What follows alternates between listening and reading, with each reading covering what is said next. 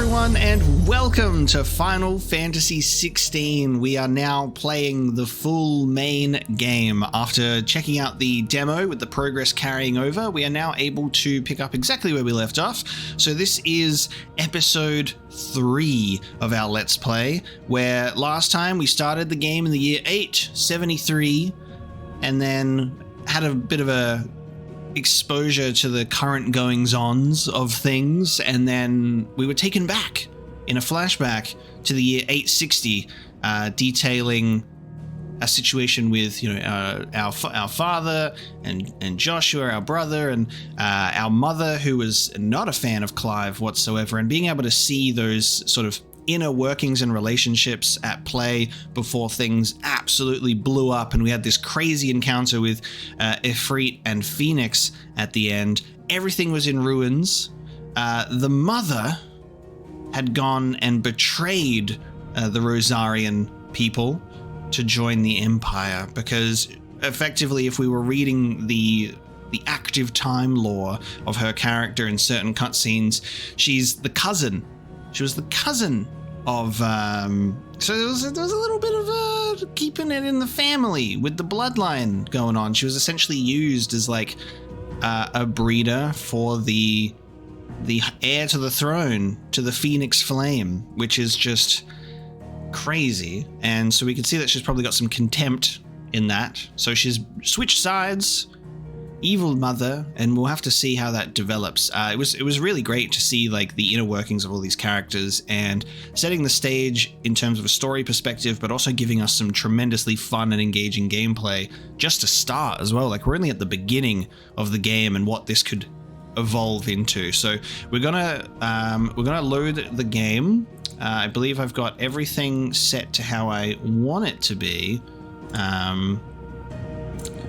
I think we've got everything how I want it to be. We load the game, and we can load our demo complete save, and we can continue the story. Claiming redeemable items. Additional content is now available for redemption. These items can be claimed from the System tab in the main menu.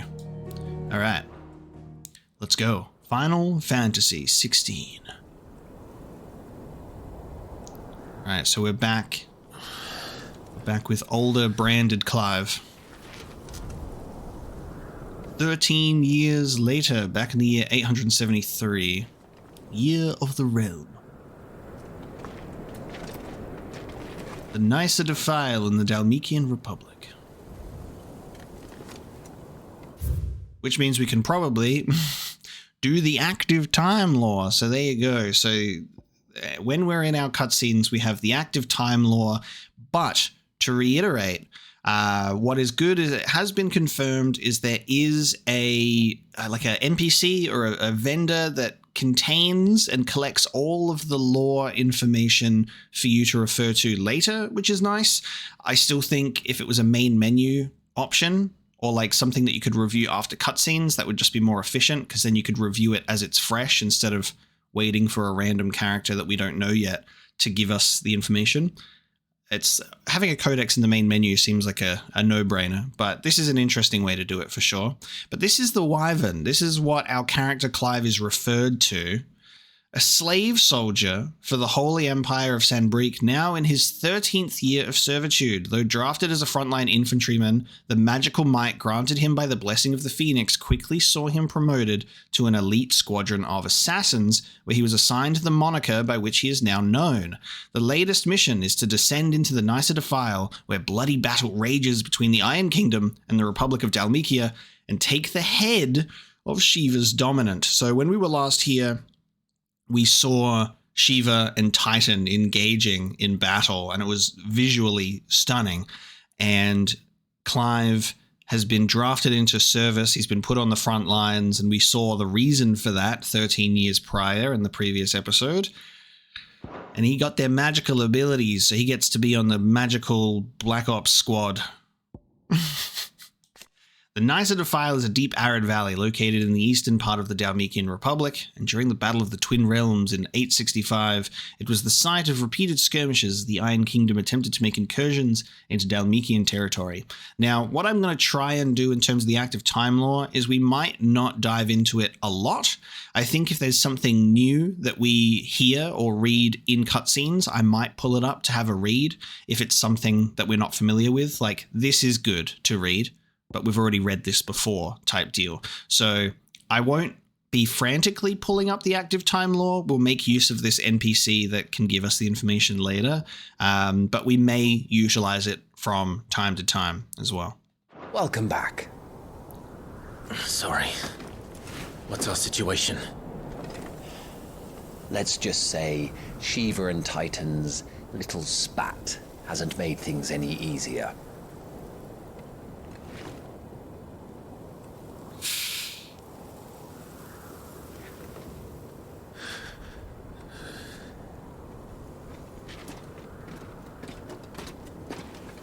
And? It's as you thought. The Crusaders have sounded the retreat. Then we follow. We're down a man, Sergeant. If we return without Shiva's head, our fate will be no different from Biast's. I'll take my chances with the Iron Blood. At least then I might die fighting.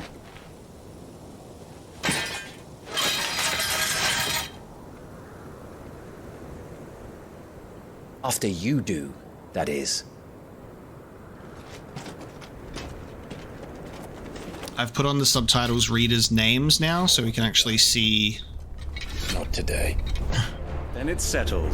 No dying. Now, if you don't mind, we have an army to chase. What do we say to the god of death? Not today. Awoken. A chance encounter. So, I've put on the subtitle speaker names now, so we can actually see what these people are called. So, Biast is dead. Tiamat is the name of the leader, which is cool. I'm not super familiar with Tiamat. I'm not even sure how to pronounce it, so I might be fucking it up. But I just remember it from Final Fantasy VIII specifically. It was a fun battle. The iconic abilities Scarlet, Cyclone, and Heatwave for the Phoenix are now available for acquisition and upgrade on the Abilities tab in the main menu. Do not forget that once acquired, new abilities must be equipped on the Gears and Icons tab. How do they expect us to kill something that can do this? They don't. God damn. Only the girl holding its leash. Only the girl holding its leash. So I think what that is trying to confirm in regards to the icons is the person doesn't necessarily transform into the icon itself, but is separate, is somewhere else potentially? Maybe? I'm not sure. I'm excited to see what that actually means. If we're trying to like go for Shiva's dominant, can we do that while Shiva is active? Sort of thing.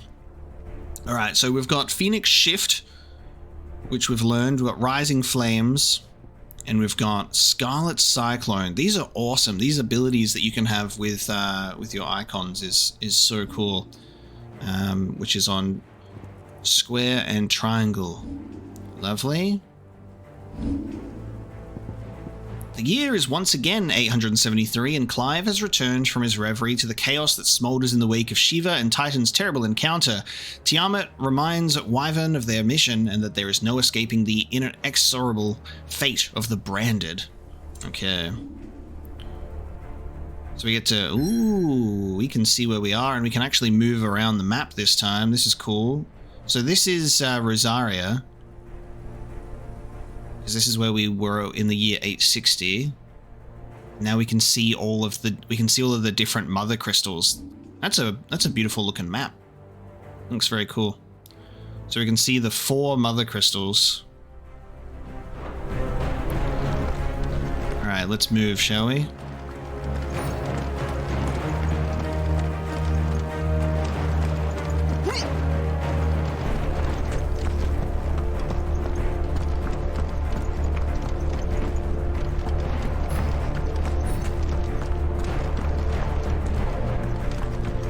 We are playing on the frame rate priority as well, so not on quality mode, but on a frame rate preference. We want the game to be smooth as butter. Are gone. It'll be hell finding a way out. Do you think a retreating army and their dominant will fare any better? Damn. Seeing the bodies like impaled on Shiva's crystals. I actually think my sensitivity is too high actually, so sorry, I turned it up because it felt too slow in the demo, but now I think I'll just turn it up by 1. These are the things that we can get, apparently. Scholar's Spectacles, Kite Shi Charm, and the Braveheart. A good luck charm modeled after the front foot of the mythical Kate Shi, a cat with a pelt of spun gold whose claws rake in treasure from the very earth. The legend likely has its origins of apocryphal tales of the common Valistaean Kurl, what with the rich golden gloss of the creature's coat and its distinctive habit of pawing at the ground before striking at its prey. So we get 25% more gil, 10% more XP with Scholar's Spectacles. Some scholars wear spectacles as a crutch for clouded eyes, overstrained by a lifetime of poring over close-writ tomes by lamplight. Others strain not to see, but wear them anyway, that they might witness the truth of the world in even sharper detail and learn from it. Then we've got a Braveheart weapon. Taking up this ancient hooked longsword in one's hands invokes strange yet familiar images of 4 nameless warriors who embark on a perilous journey to save their realm. I think that's a reference to like the OG sort of Final Fantasy thing, because I'm familiar with like the Warriors of Light sort of terminology. That's cool. I mean, we'll claim them. We'll put them in our inventory. We may as well.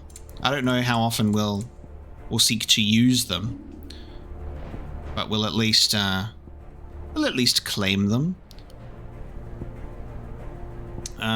We do have some ability points that I can use to go into this, but we'll leave that alone for now. We've got our rings, we've got our charms and our spectacles. I might put this charm on for the money, but I'll leave the XP alone for now. And the Braveheart is a decent increase, but I think I'll just keep the Imperial Infantry Blade for now. We don't need to bump ourselves up. We'll see how we go first, before we go straight into the DLC items. Alright, that sensitivity feels much better than 4.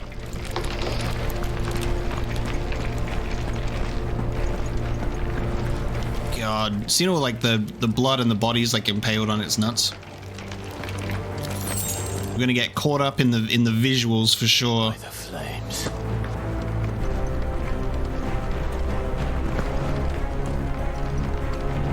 Everything that's left in the wake of an Eikon fight. We're also going to be taking our sweet ass time and just like indulging in this game. We are going to absorb everything that we possibly can. So I will not be rushing the story whatsoever. I will be taking this in, and happily so. So prepare to join me for a very passionate thrill ride through 16.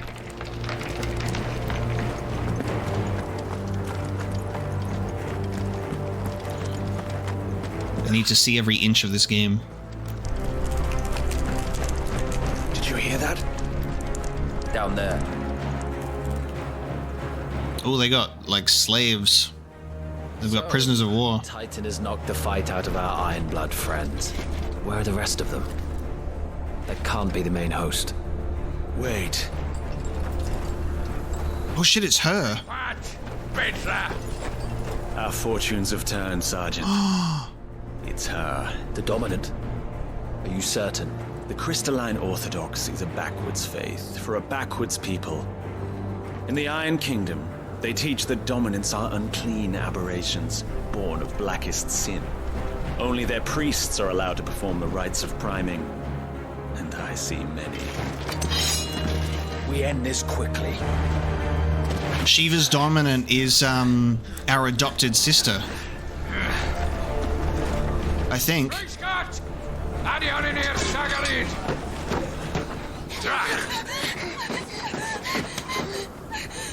Yeah, it is 100%.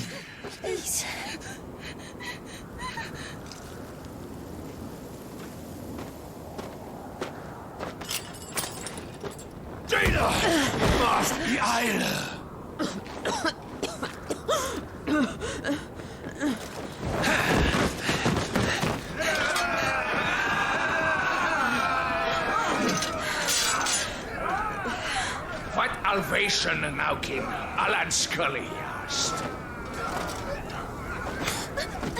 Damn, so she's like a prisoner of their group, forced to be their dominant, forced to fight on their behalf. Let this be the end. Shit! Avis, care to kill some iron blood? Alright, right into it. Alright, let's get a... Focus on the target. Oh, Shiva's dominant. Do we not recognize who she is? Alright, I need to get into my routine again and remember how to goddamn play.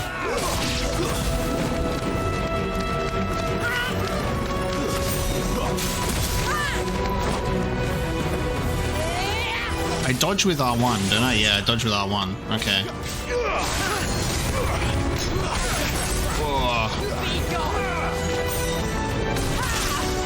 Oh. Shit. Just what I needed. Sheeved!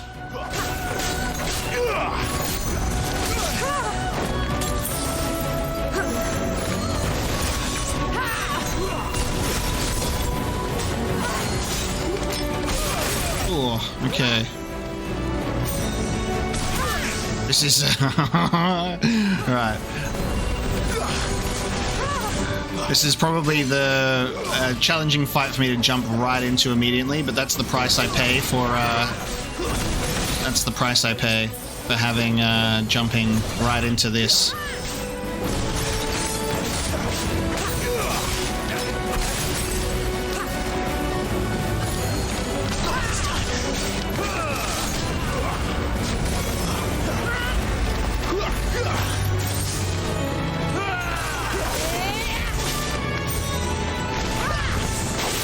Precision counter. All right, we got stagger.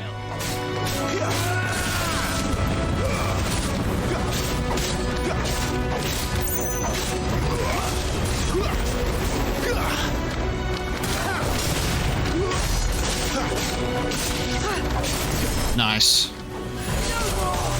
Oh, Blizzaga. Sergeant! Oh shit. Stop walking and move! Oh shit. Fucking Eikon. Dude, this... She's not even fully primed. She's not even fully primed. Oh god.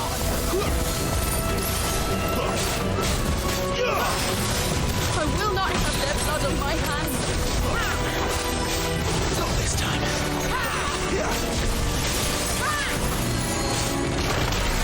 Dude, these abilities are nuts. Don't underestimate the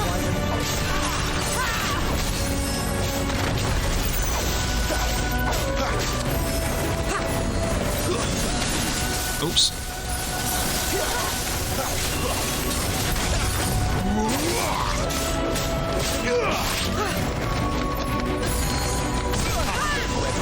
Just what I needed. God, the aerial dodges and all of that kind of stuff is so cool.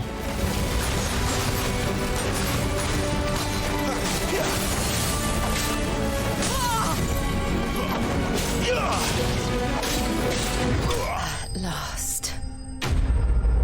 Shiva defeated. Okay, that was fun. All right, getting back into the routine and being like, how do I play?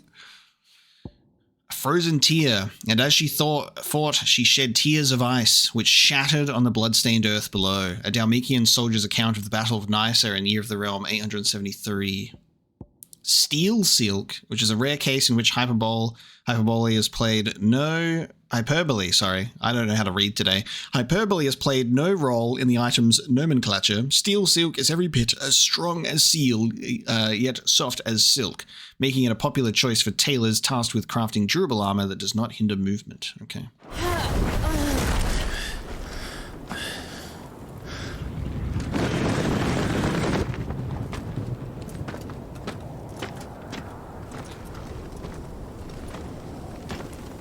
Clive's about to recognize her, I think.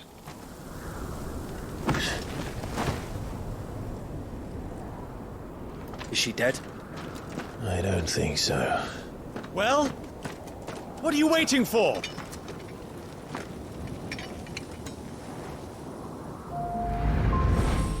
There it is. There it is.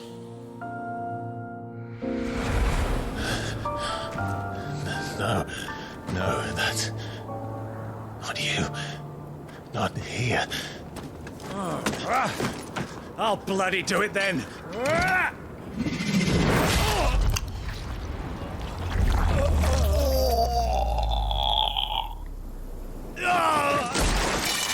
Holy shit! What a throw.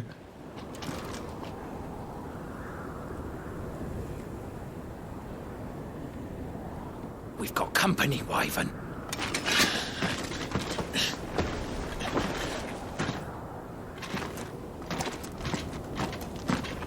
What the hell are you doing? Lord Ohida Vedra! Get your ass over here and help me with these bastards! Retrieve the abomination. I'm sorry, Jill.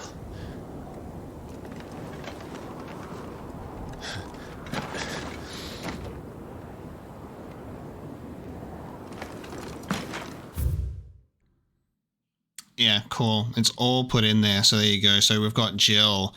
Born a princess of the Northern Territory, she was made a ward of Rosaria after her homeland's incessant raids were quelled by the Duchy. She was raised in Rosalith Castle alongside Clive and Joshua, who came to love her as a sister. When she waved the brothers farewell on the day they departed for Phoenix Gate, little did she know of the misfortune that awaited both of them and her. So she would have stayed behind. They would have sided with the Empire. Mother would have gone, goodbye, Jill. See you later.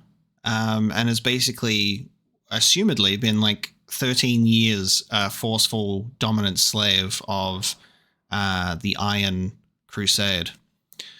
The fighting forces of the Iron Kingdom. Ultimate command rests with the king, who issues orders directly to the commanders of each of his battalions. Ironblood soldiers generally prefer heavy clubs and great axes over swords and other lighter weapons. This rather brutal approach is indicative of their overall attitude, which has earned them a reputation on the continent as savage, if somewhat primitive warriors.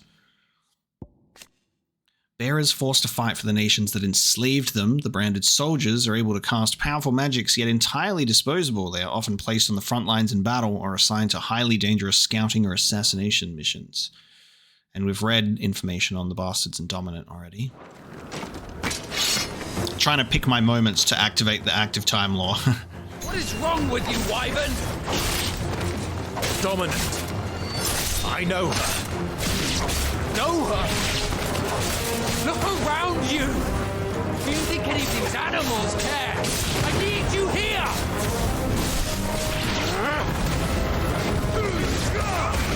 Dude, these abilities are so sick.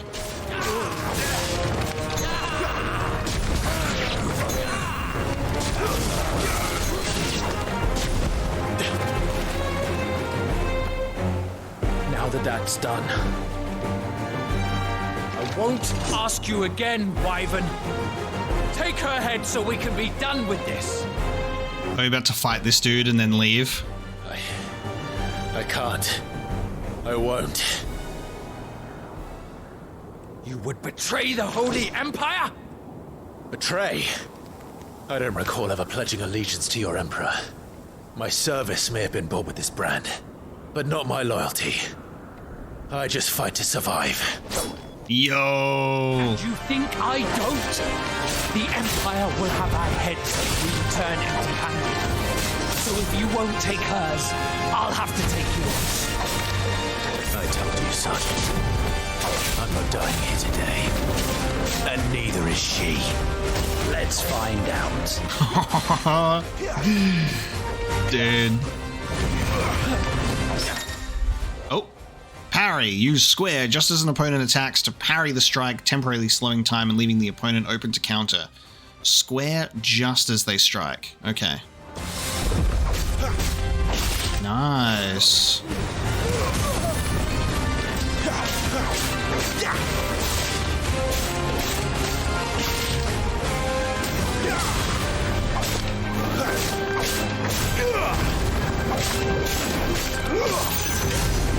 So, wow, what's really sick is you can... you can charge your sword while you are using fire and vice versa. So you can actually still be attacking and charging your stuff without having to like not do stuff. It's weird on the it's weird on my fingers to like hold my Still clinging to the past like a torn blanket. Then you will die, as you should have 13 years ago.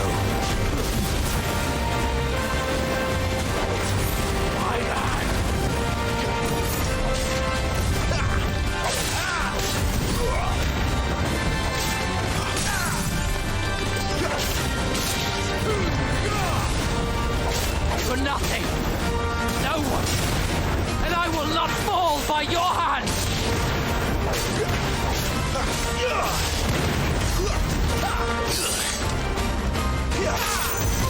I want to parry him as well. I want to see if I can get this timing. Dude, that axe in Avis's shoulder. Take your head. Okay. Maybe to a normal attack I'll try and parry. This music is so sick.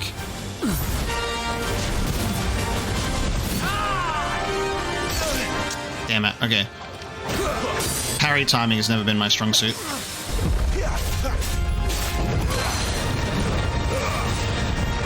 There we go. Traitor's blade. Traitor's blade. Tiamat bested. Yeah, this was very predictable. As soon as I saw the back of her head, I'm like, that is Jill. For sure. Which is a great way to like give our character agency to do something else instead of being just a branded warrior on the front lines. A Wurite. To most, this nondescript lump of rough-hewn stone is but a nuisance upon which to stub one's toe. To the blacksmith, however, it is much, much more, for the metal contained within may be fashioned into inexpensive yet durable gear favoured by warriors across the realm. And a meteorite material, just as drops of molten iron fall from a smith's oven to the floor to cool, so too do they fall from the celestial foundry where the gods forge their divine instruments of war, or so it is believed. We call these otherworldly outcastings meteorites. The flavor text is so good.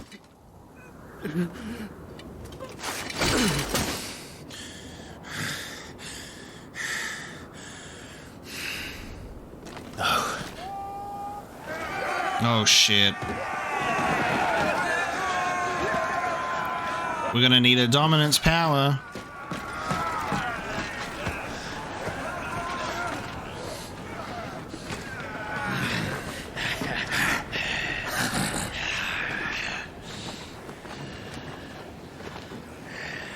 Summon the power of the dominant.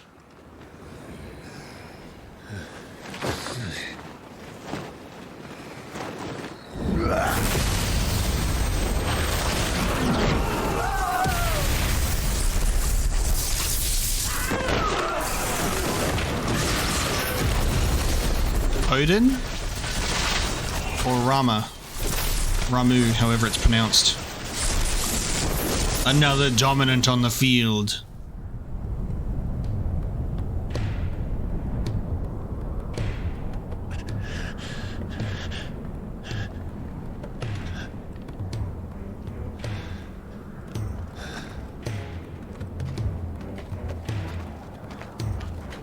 That's my dog! No, it's not my dog. Is it my dog? No, that's not my dog. Who the fuck are you? This way. Unfamiliar fellow. Sid! Oh, it's Sid! It's our new Sid. Oh, dude, hell yeah. Come on, man. We've got our new Sid. For a second, I'm like, did we just get saved by our dog? Fuck. What is going on right now? I thought that was going to be our dog reunion out of nowhere for some reason.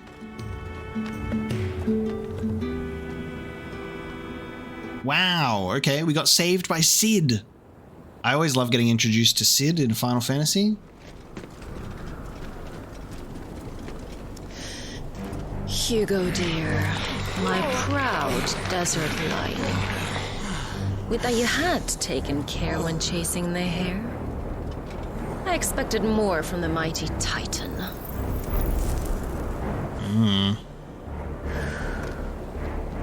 We put the Ice Queen on our back.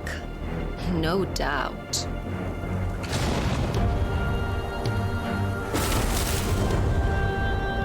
But you'll have to work harder if you're to claim this prize.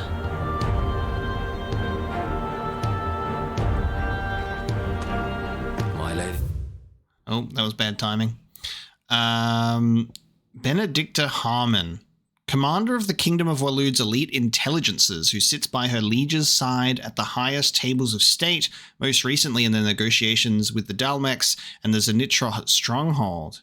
But Barnabas is not the only one with whom she shares a special bond. Benedicta also has eyes and ambitions for Hugo Kupka, the dominant for Titan. Interesting. That's cool. Damn. So Sid shows up, which is awesome. Unfamiliar fellow with a dog. I was like, this could be Odin or... I'm not sure how to pronounce it. I think it's Rama, but I've also heard Ramu. I'm not really sure. So you'll have to forgive me on that. Fantasy names. They're always interesting to pronounce, aren't they? But it looks like Sid might be the dominant of a particular lightning icon. It could be, there's also Ixion from Final Fantasy X. Could be our lightning horse. The Warden of Earth, of whom Hugo Kupka is the current dominant. He takes the form of a stone-skinned giant whose granite fists shake the earth with every mighty pummel. Titan's dominant awakens among the peoples of the Dalmekian deserts, the recipient of his strength being granted great power and status by the Republic in return for a commitment to protect the nation in times of war. There you go. The thunder. We'll be hearing more soon enough. You always were a fucking snake, Sid. Gather the men. We have work to do. They got their mature rating on the game and they were like, we got our mature rating. We're going to put all the swear words in constantly.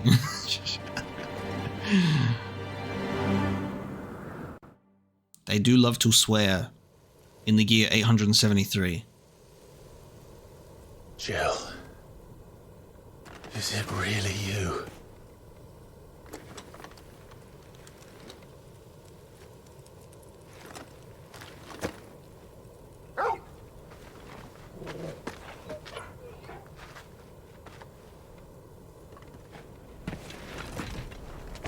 And who's this fine hound I see before me? A fine hound who saved your life, that's who. Torgal. Eh? His name is Torgal. You two acquainted? Well then, you won't mind taking him off my hands. It is my dog. What the fuck? Funny. I'd always pictured you as more the chocobo type. Clive Rosfield.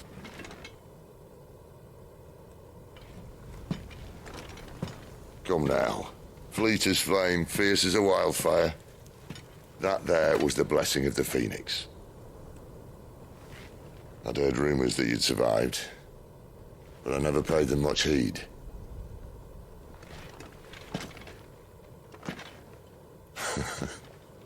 Calm down. I didn't come all this way for your handsome mug.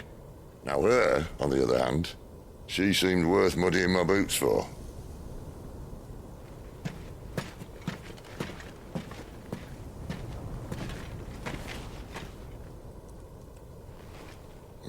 None the worse for wear. Still, might be best to get a second opinion. Back her up.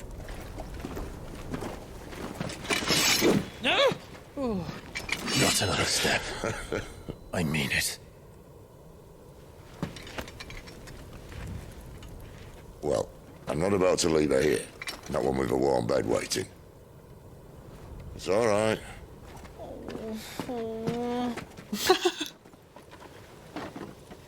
You're welcome to join us. You do want to help her, don't you? Sid, if we aren't back soon, Nan'll have our heads.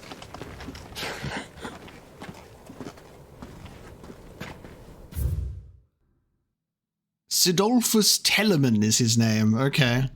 It is our dog. So we did get reunited with our dog. That seems like a very interesting chance encounter there. We're like, you've got my dog 13 years later for some reason. Clive's faithful friend, now fully grown. After the tragic events at Phoenix Gate, Clive believed that Torgal was lost to him forever. However, their paths would cross again some 13 years later when Torgal's new master Sid came to Clive's rescue in the depths of the Nicer Defile. Despite their long years apart, the two knew each other as if not a single day had passed since their separation. What's interesting, though, is we have, like, the way that Clive spoke, though, because he's like, oh, who's this fine hound before me? It didn't come across as like he recognized this hound at all. But then he did, obviously. It was a bit strange. I love every iteration of Sid, that there's always like these constants in Final Fantasy, and I spoke about this in terms of like enemies, but you also have like every Final Fantasy has a Sid, and usually they're tied with like airships or, you know, something like that. So this is really cool. Sidolphus Telemann. Cornered by a battalion of Iron Kingdom crusaders in the depths of the Nicer Defile, Clive thought his end was nigh until Sid appeared and spirited him and Jill away to his secret hideaway in the Deadlands. Cool. Sidolphus. Usually associated with an airship, sometimes in my experience, or he'll be a high school principal or something, you know? It's you can never tell. Goats, one of Sid's trusted allies, a gentle giant who has a warm word for everyone. So, Hodor, essentially. We've found our Hodor, except he can say more than Hodor. I'll explain everything once we're back at the hideaway. Come on. That voice, though, that is like a buttery voice.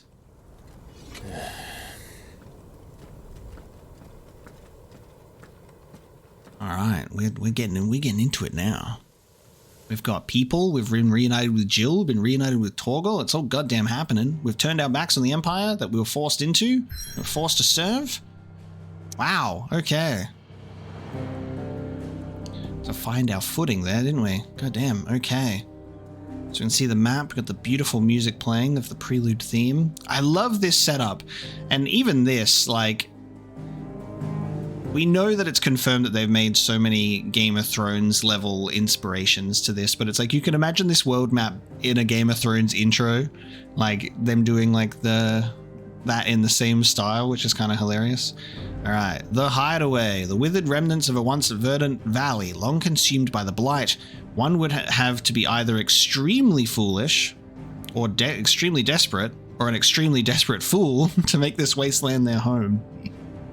I really love how there's so much personality in the flavor text. Like there's humorous pieces of text in the items and descriptions for things. It's really nice. It's not like taking itself super seriously. It is serious, but it's like allowing itself to have a little bit of fun with things as well. I kind of like the attitude that we're getting so far towards this game. It feels good. Let's travel to the hideaway.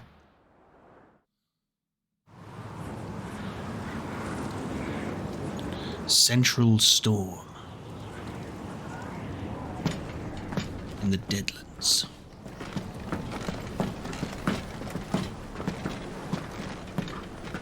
Not much further now. But we're in the middle of the Deadlands. Keen eye, you.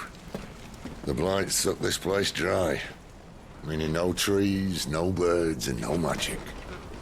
But it also means no neighbors. No neighbors. The last place anyone would think to look.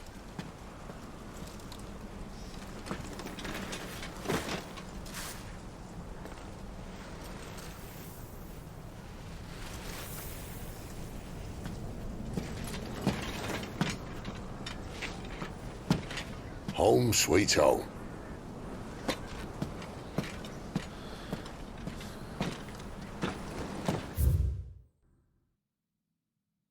The Deadlands. Barren wastes bereft of aether where no life stirs and magic is all but unusable. Here, both earth and water are stained black, preventing any seed from quickening. In recent years, the blight has spread ever more widely, displacing whole nations before it, driving once peaceable fauna to violent desperation and leaving silent devastation in its wake. Storm, the westerly of Valistea's two great continents, with its frozen northern reaches, its temperate, marshy midlands, and the searing heat of the south, it boasts a breadth of climes and cultures not seen anywhere else in the known realms. Cool. Dominant of Shiva and Clive's childhood friend, in the depths of the Nicer Defile, the two came to blows at the orders of the armies that enslaved them, Jill fighting to defend the priests of the Iron Kingdom, Clive obeying the Empire's orders to take the head of Shiva's Dominant. Exhausted from her tilt with Titan, Jill came close to falling to her assassin's blades, but was spared at the last moment when Clive's memories of their time together came flooding back. What was interesting is I made an off-the-cuff, like, not serious, like, mention being like, ooh, what if Shiva's Dominant is like our mother or some weird stuff like that? But I wasn't too far off in that it's Shiva's Dominant was someone that we knew, and I knew that it would be someone that we knew because they were holding off on like revealing who it was. So obviously they were so keen to show everyone else off in terms of the players in this game, but Shiva's Dominant was left a mystery, and I was like, it's because it's someone that we know for sure, and that makes so much sense.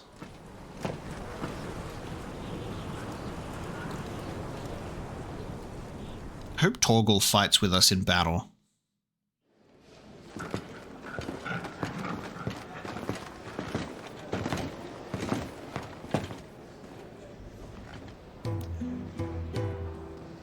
The Hideaway in the Central Storm. God, this game looks so good, doesn't it? It's beautiful. Moogle, Kupo. This place. These are fallen ruins. Well, we didn't think they'd mind. And it keeps the black from our lungs. But how do you survive without magic? How does anyone? Hard work and a bit of nous. You must be starving. We grow them here, believe it or not. Suit yourself. You're back. Ah, Talia. And this is the Dominant. How cold since we found her. I was hoping you might give her a look over. All right. Goots, get her upstairs. But none will... Don't fret about Karen. I've taken care of her fee. All of it? She's the best healer this side of the belt. You've nothing to worry about. Go on, have a look around. I'll be in my solar. Good pause. Has she got a brand that has like tried to be like burned off or removed? It looks like she's had the brand in the past, but she's like burnt it off. Residence Physica of Sid's Hideaway. Taya is an expert in all manner of medicines and medical interventions, skills that are indispensable in their deadland home where they cannot call on healing magics. After Sid brings an unconscious Jill back to the Hideaway from his expedition to the Nicer Defile, she is placed into Taya's care. Either she's just got an inconspicuous facial burn in the same place of a brand, or she's had to burn it away, and it doesn't really, it doesn't really hide it. The Fallen is an ancient yet highly advanced civilization whose relics can be found across the length and breadth of Valistea. The material from which these relics are constructed is far sturdier than steel and cannot be worked by modern methods, so the people of the modern day have elected to build inside and around them instead. Ooh, so there's an ancient and highly advanced civilization that no longer exists. That's really exciting. Sid's Hideaway is a refuge hidden in the blighted lands of Central Storm, from which Sid operates his secretive community of freed bearers. Yeah, so freed bearers of the brand. While survival in the Deadlands is widely considered impossible, a combination of near indestructible fallen ruins and considerable ingenuity have led to the establishment of a safe haven where those who rally to their leader's cause are only just able to eke out an albeit meager existence.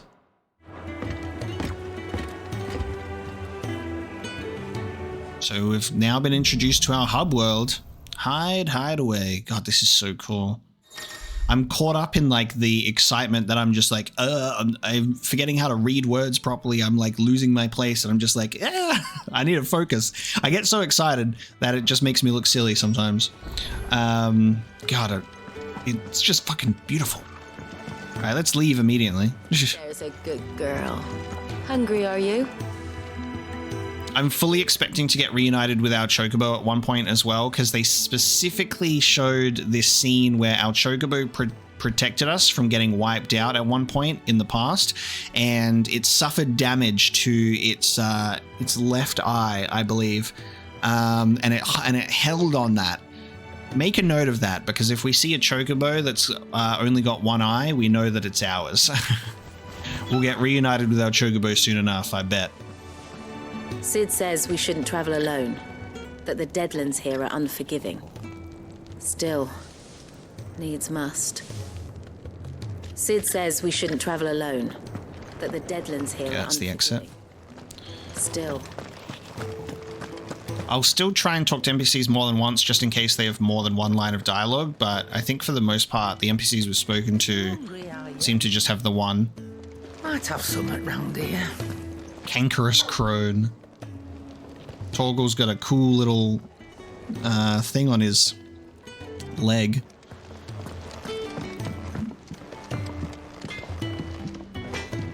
It's dark in here, eh? Anyone got a light? Surly Smith?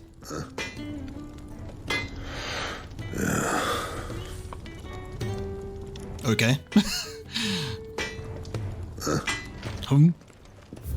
Alright, we've got a... nice. We've got a local map, which is cool. We can set markers. The Fat Chocobo in the Ale Hall. Amazing. The Infirmary, Sid's Solar, the Reservoir, the Faucets, the Cells. Who they got imprisoned in here? Is there... I guess that they're not... Is there not a mini-map opportunity? We can just open this, I suppose. I do like the ability to have a mini-map in the top right. It like almost looks like there should be one. Because there's a lot of familiar sort of setup to Final Fantasy XIV, where Final Fantasy XIV's quest markers are in that same position, and there's a mini-map that you can put up there as well. And also, while I've got you here, if you want, I started Final Fantasy XIV, and I do have my live stream VODs on my channel, and I got partway through Heavensward, and that's where I stopped at the moment. But if you would like to watch Final Fantasy XIV content and my journey with that, I do have my VODs on the channel, and I am planning to return to Final Fantasy XIV after I finish 16 as well, so I'm going to head back to it. So if you'd like to see some Final Fantasy XIV content and you're interested in that, let me know, and that's also just letting you know as well that I will be going back to it and going through Heavensward to catch up. And I think there's probably no better time to do it than to ride the Final Fantasy 16 hype train and then go back to obviously the game that the same development team is working on. So I'll just throw that in there. If you're looking for Final Fantasy content to watch, I've got it for you. There's our Braveheart sword. I'll equip that for now. It's barely even holding onto our shoulder. I might turn the brightness up. It's a bit dark. I'll see what it looks like. Yeah, it barely changes it, but I think that's probably better than what it was. We'll bump up that brightness, I think, so we can see a little bit more. It's not too bad. Another newcomer. You mind the rules round here, or our next chat will be through the bars. The jailer, okay. Oh. Nothing too exciting. The washroom floor's all mended then? It'll hold, for now.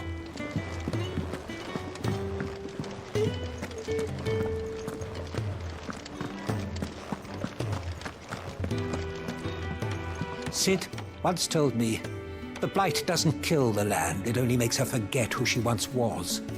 She'll eventually remember her purpose. All she needs is a little reminding.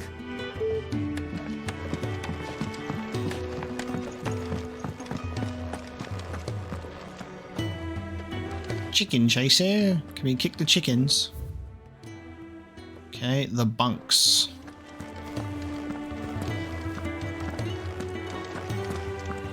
A studious soul. Bro is studious. Your brand. Lady Tyre might be able to see to that. You may have been born a slave, but you're a free man now. Well, why does everybody else still have a brand if Tyre can deal with it?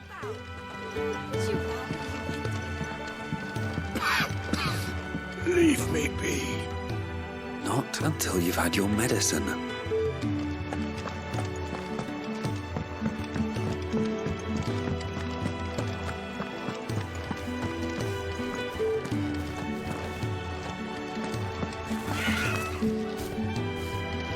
suppose I'll be needing a new sword. Then you'll need to speak with Blackthorn. Blackthorn. Blackthorn the blacksmith. You reckon he's a soldier then? Be surprised if he wasn't. The smell of war is thick about him. The ale hall. This is cool. If you can read, don't let Otto know. We'll put you to work on the ledgers too. You'd think he'd have time for a nip with old August before scampering back to his solar, but no. Lonely, are we, August?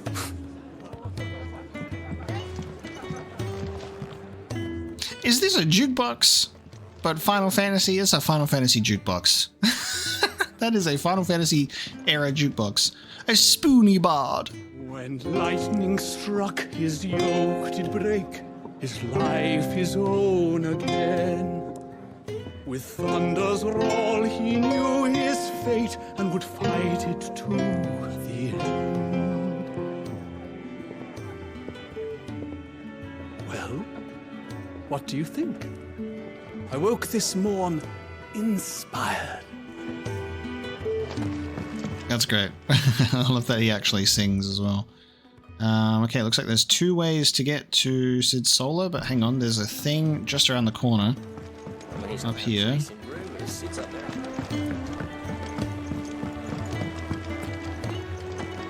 A studious fellow reading an ancient tome.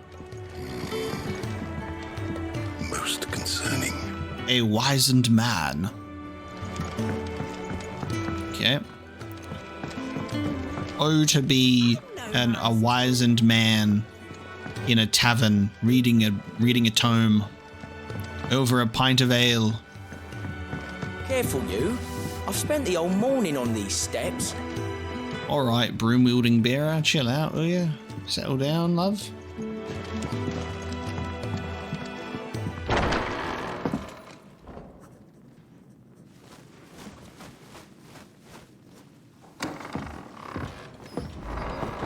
Just working on a pet project of mine. Though she's not above biting the hand that feeds her.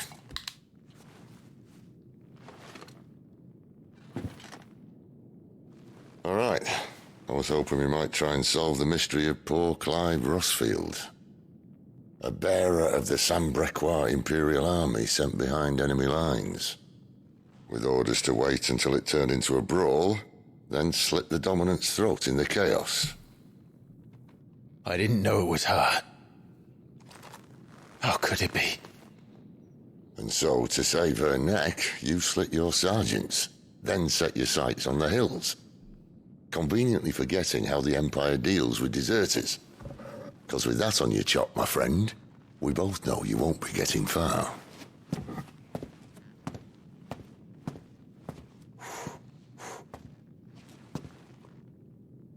You've fallen a long way, Lord Rossfield.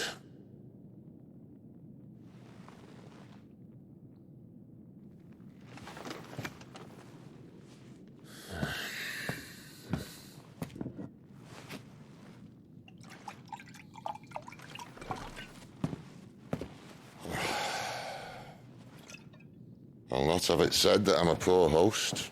What do you mean to do with her? Do with her? Why, nothing. Her life is her own now. If I wanted to use her, do you think I'd be talking to you? All I want to do is help. Dominants like her, branded like you. Of course, the realm doesn't approve, which is why we live in a cave.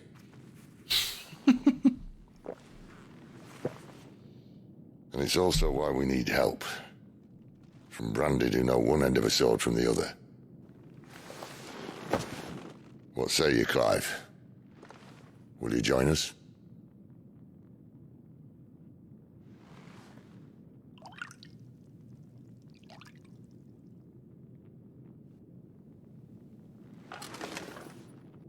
Sid, was it? I trust that you'll do right by Jill. But until my brother is avenged, I must walk my own path. Avenged? My brother was murdered by a second dominant of fire. The Phoenix's evil twin. Oh, bugger me. Another rumor proven true. I only stand here today because of Joshua. 13 years I've waited for this chance. I've slept in filth, drunk from a gutter, killed more men than I can count. You're right. The Empire will not suffer a deserter. This will be my best opportunity. My last. Which is why you should join us. I told you I'm not interested, I know. One of my scouts sent word there's a group of branded fugitives north of here, in the Imperial village of Lostwing. Among them is one he believes to be a dominant of fire. Is he certain? What say we go and ask him? This doesn't mean I'm joining you.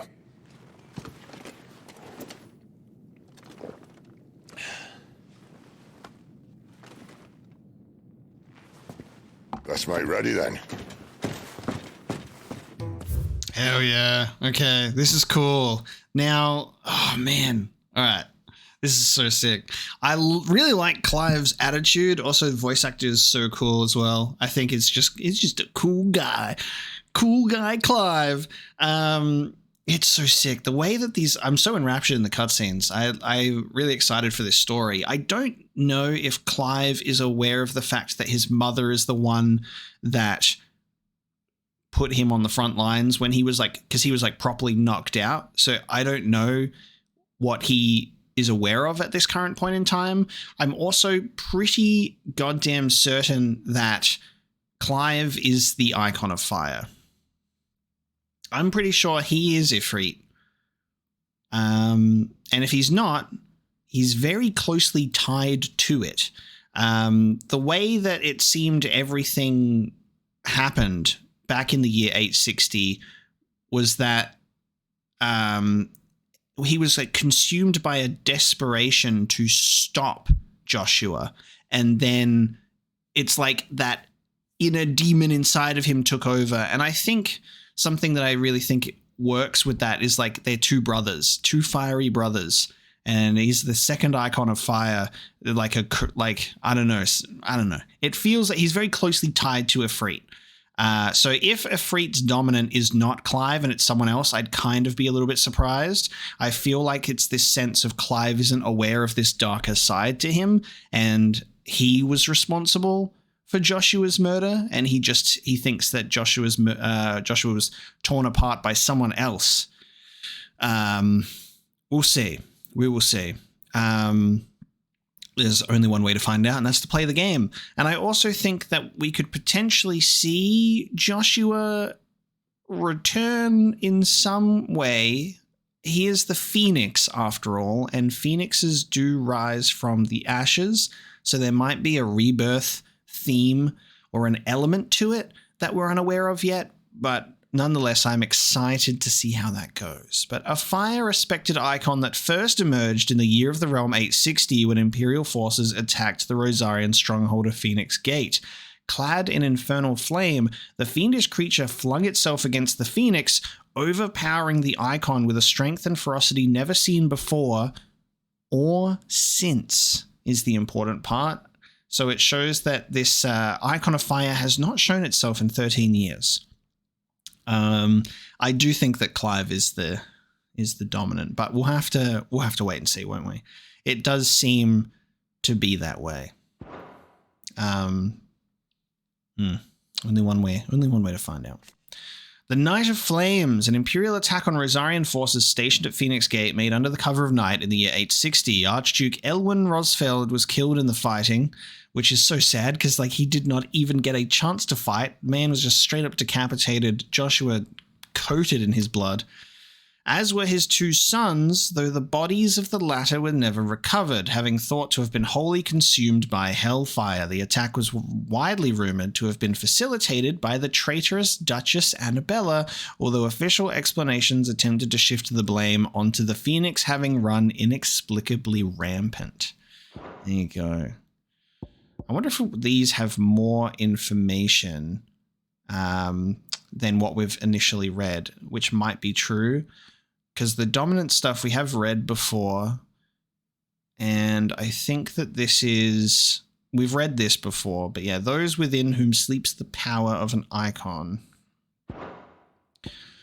So while we know that Clive has this like blessing of the Phoenix and he's allowed to use the Phoenix's powers, I think that there's way more to his abilities than that. You'll find everything you need down in the main hall, as well as a few things you don't. Have fun. Have fun. We'll try and see if we can catch the end of a cutscene like we did just then with the active time lore. Feels like a good chance to review certain information. It's downstairs. Try not to get lost. I love the I love his attitude. Try not to get lost.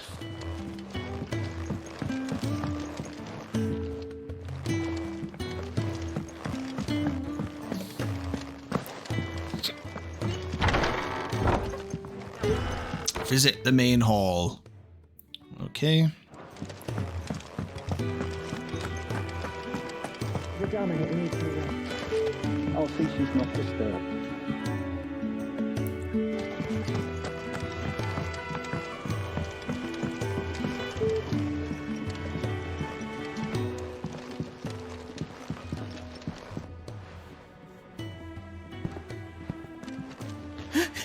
He's in... Oh no. Goot, was it? Perhaps you can help. Sid asked me to make ready for our mission. How does one go about that here? There's old Nan's place. On second thoughts, you maybe want to see Blackthorn first. A blacksmith?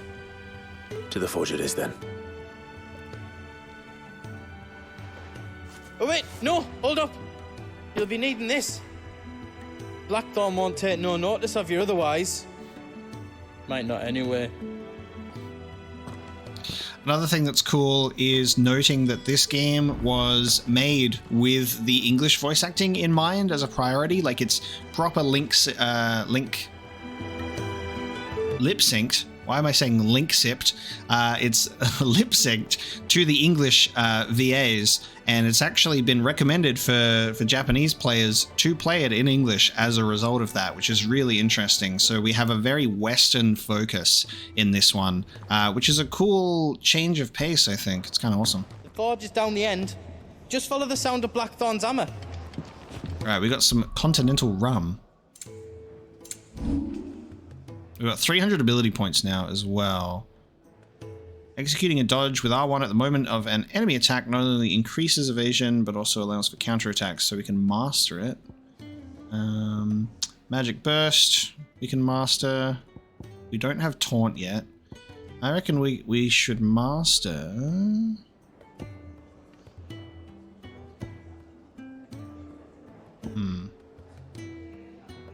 Oh yeah, I forgot that I've got Lunge. Lunge is a good one.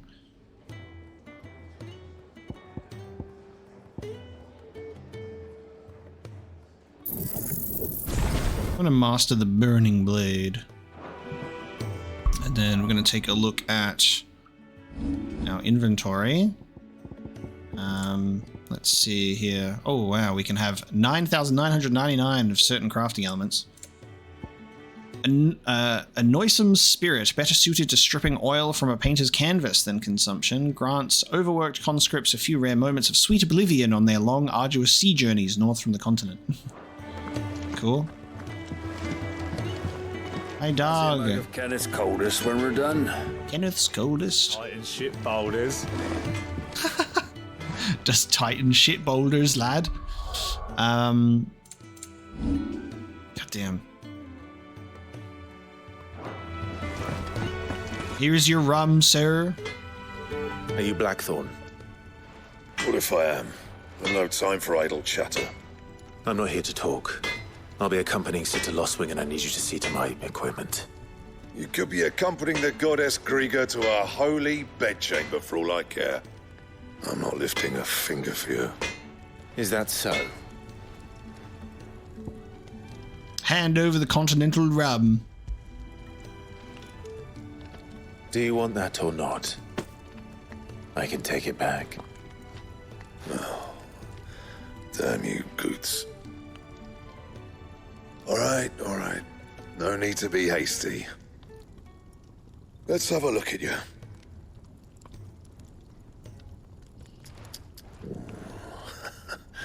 I doubt that lot could stay a Moogle's fart. Bloody Imperials. They'd rather see their bearers dead than kitted out properly. I'll do what I can, as a favor to Goot's mind. Okay. The Black Armor. Foraging, the crafting of new gear as well as the upgrading of existing gear can be done at a blacksmith as long as you have the recipe and the proper materials. Select a highlighted item from the list and hold X to craft or upgrade. Alright, we can craft an iron belt with 12 iron fillings, more leather than iron. Okay. Why not call it a leather belt? It is nonetheless considered an improvement from the crude cording worn by Ackermen and Acolytes. Or we can reinforce nothing. Cool, let's craft an iron belt. Yes. And the belt sees a square. You want anything else, you bring your own materials. I'll bear that in mind. Thank you. A word of advice. Don't let Sid decide what's best for you. Okay. Notices. When something has changed in the hideaway, a notice will appear in the upper right-hand corner of the screen. In addition to stock updates for Karen's Toll and new forging recipes for the Black Hammer, there are also notices for new quests, new missives, and many other things. An icon will appear in the game as well as on the local map to indicate recent updates, which is very handy. I suppose I should thank Goots. Nice, so we can see when there's new shit. New shit. I see I'm busy here. I'll ask about you, though. But I ain't the cook, am I?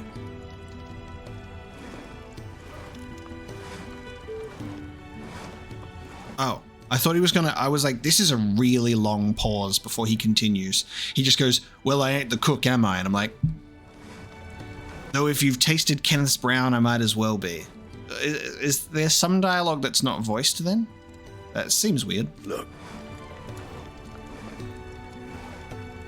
Okay.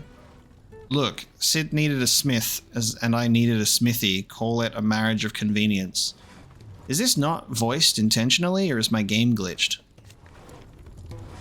Okay, no, then he just does that, alright? Doesn't hurt that the forge here is the hottest this side of hell, or that it works without magic. I won't have no bearer suffering for me. You got anything needs repairing? Or retooling. You bring it here, along with your own materials, and any scraps left over I keep. If that's intentional, that's really strange. It's like he's only voiced, like, some of the dialogue, and then I have to read the rest? But I ain't the cook, am I? Look. You got anything needs repairing? That's weird. It feels like it's intentional. It's just very strange. It's like, you've got the guy in the booth, man. Just get him to say the rest of the lines. I like that if we've asked about it, there's a tick mark after. That was just really weird. Alright, we can make a broadsword with 3 more wurite. And iron braces we can make. There you go. Though little more than crude leather straps reinforced with even cruder iron plates. Boundless tales of dexterous doers of daring, deftly deflecting Dorlax and redirecting dints with naught. But these wristlists have made the equipment a popular choice for those who dream of being a hero but currently lack the monetary means. What is that tongue twist? Boundless tales of dexterous doers of daring, deftly deflecting Dorlax. Okay. Not bad. We'll make that. And then reinforcing. We can reinforce our broadsword. So you need to go in order. So you need to reinforce the broadsword once to reinforce it again with meteorite. We can reinforce our braces. So we've already got an iron belt 1 and an iron braces 1. So it'll essentially take these to just the same level. So let's reinforce the iron belt with the meteorite. Not my best work, but it'll do. While we're here, we may as well just check out the systems. We can compare gear as well, which is nice. Anything else? No, that's all, mate. Thank you very much, lad. Seeing as you're new, let me share a word of warning. Keep your hands out of the stores, or I'll cut them off and crate them with the others. I'm only teasing. We feed the hands to the dogs. I'm glad that speaking with NPCs is fully voiced then. And I don't have to read it out, but it does seem strange that there seems to be some voice lines that are not. What are you gawping at, newcomer? Never seen a man work with his hands?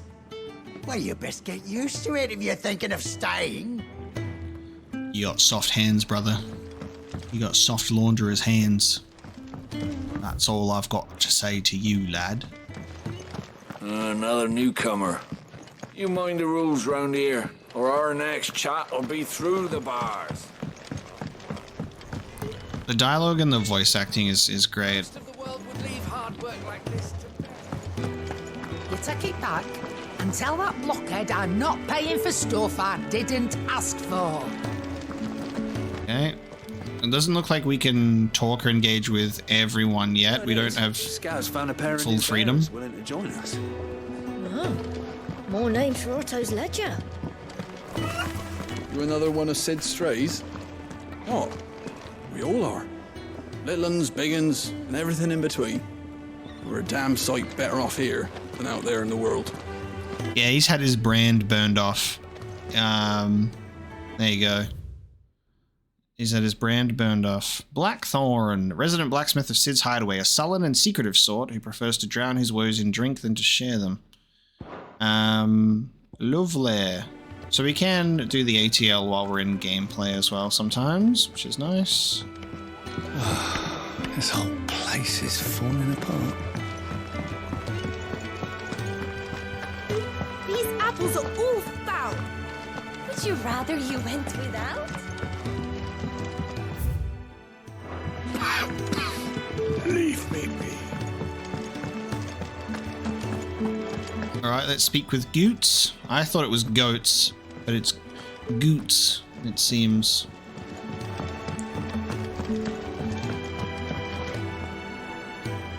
The gift worked. You have my thanks. Come on, nearly there. Curmudgeon.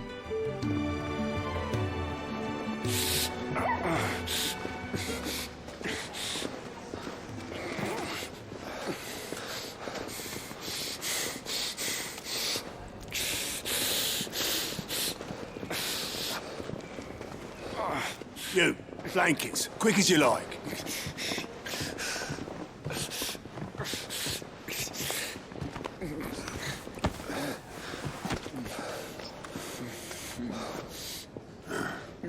All right, we make 'em comfortable while the bed's made up.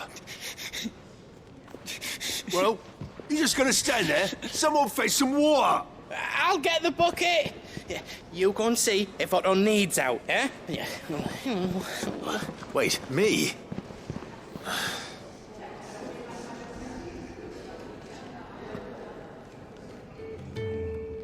What the hell have I got myself into? Speak with the man tending to the bearers. Okay.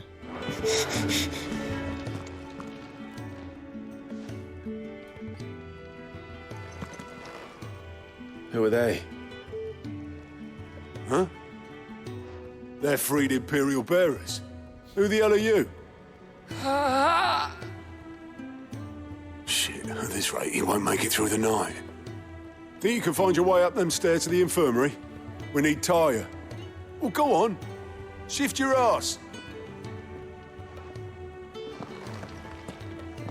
Was Ty the one looking after Jill?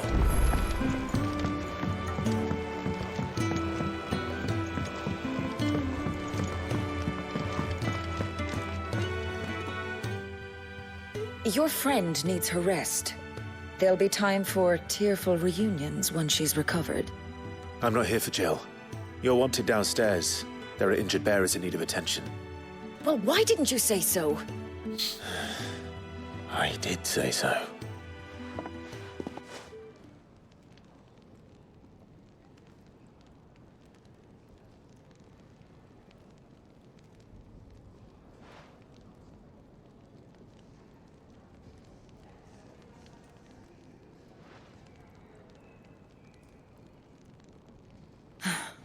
He's going to be all right. But I'll need to examine them both in the infirmary. My work's just begun.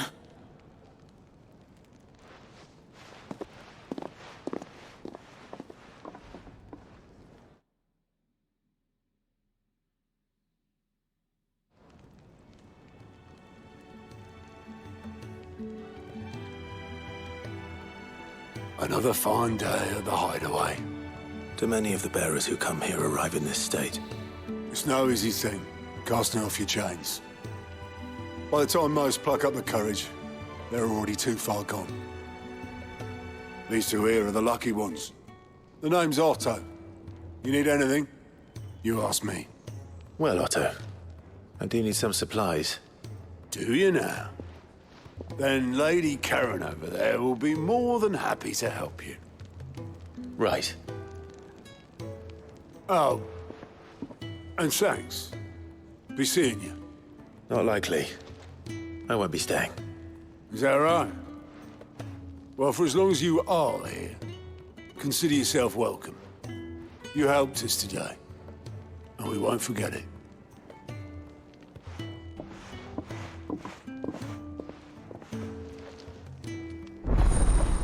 Side quests unlocked. Nice. Things are opening up slowly. Keep an eye out for the green icon above the heads of certain NPCs. These indicate they have a quest to offer. A list of current and completed quests can be viewed on the Journal tab in the main menu. After accepting a quest, quest objectives will appear in the to-do list located on the right side of the screen. Objectives for the main scenario and up to 3 side quests can be displayed simultaneously. This feels very familiar to Final Fantasy XIV in that sense. Any quest can be prioritized on the Journal tab in the main menu by highlighting it and pressing X. Objectives for prioritized quests will remain displayed in the to-do list until the quest is completed or another quest is given priority. The following hideaway facilities are also now available. The 1,000 Tomes. Now I think this is what we're looking for here. The ever-growing compendium of all things Valistea. So this is our in-game codex that should, in my opinion, just be available from the main menu.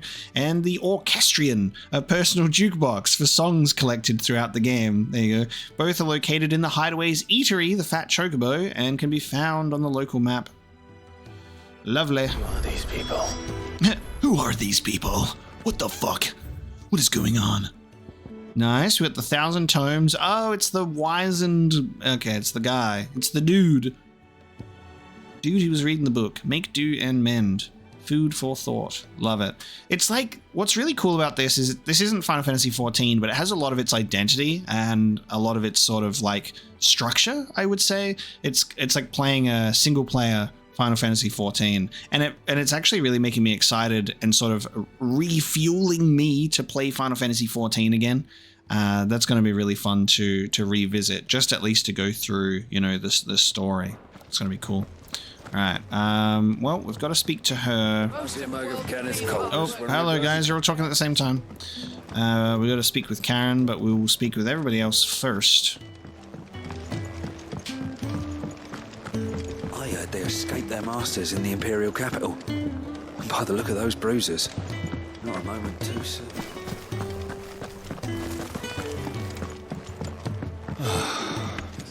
Jeffrey. Damn it. We'll be needing more wood. But if I step away to fetch any, this lot will be down around our ears. Ah, you there. Perfect timing. I couldn't persuade you to fetch me some timber, could I? Perfect side quest. Can you get me some wood, sir? I'd be happy to. Oh, thank you. You'll be helping me and the Hideaway both. Takes a lot of work to keep this place standing. More than we can manage, if I'm honest. It certainly looks like you've got your hands full. Ah, you can say that again. The Fallen knew their craft, make no mistake, but not even their handiwork lasts forever. That's why the walls need shoring up. Can't have the vegetable patch crushed before our first harvest now, can we? No, I suppose not. All right, where can I find this wood? Ask over at the White Ads. They'll point you in the right direction. Thanks again. I really appreciate the help. Quest accepted. Yes, let's strengthen these really sturdy, you know, for lack of a better term, concrete, solid ruins with wood. Guys, it's a Moogle. I can't talk to the Moogle though, but it's real. The Moogle is real. Amazing. All right. Speak with the carpenter at the White Ads. Let's go have a look at in the Fat Chocobo, because I would like to see what this sort of review of all of the lore looks like. Don't think I haven't noticed you stealing shit from that pot. I want to see if it's like every single thing ever about every single character ever that so far. Yours is not a familiar face. Are you new to the Hideaway, perchance?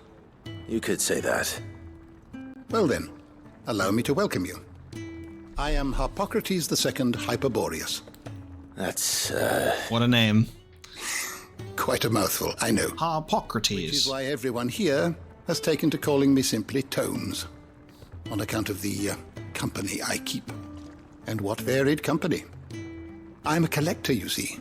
Not of bijou and baubles, but of stories. The history and culture of these isles have ever been a source of endless fascination to me. But alas, my days of wandering the realm in search of new tales are far behind me. And so I've taken to sharing that which I've gathered with all who might listen.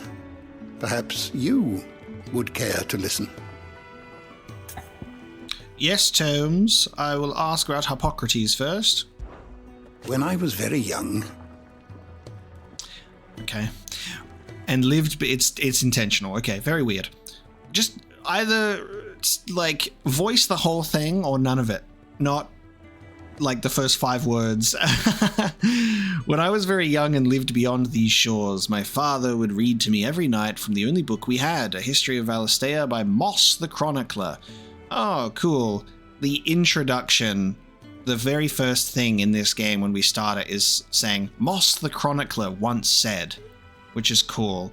So I think that must mean that might have been being narrated by either Harpocrates or his father or something like that at the opening of the game.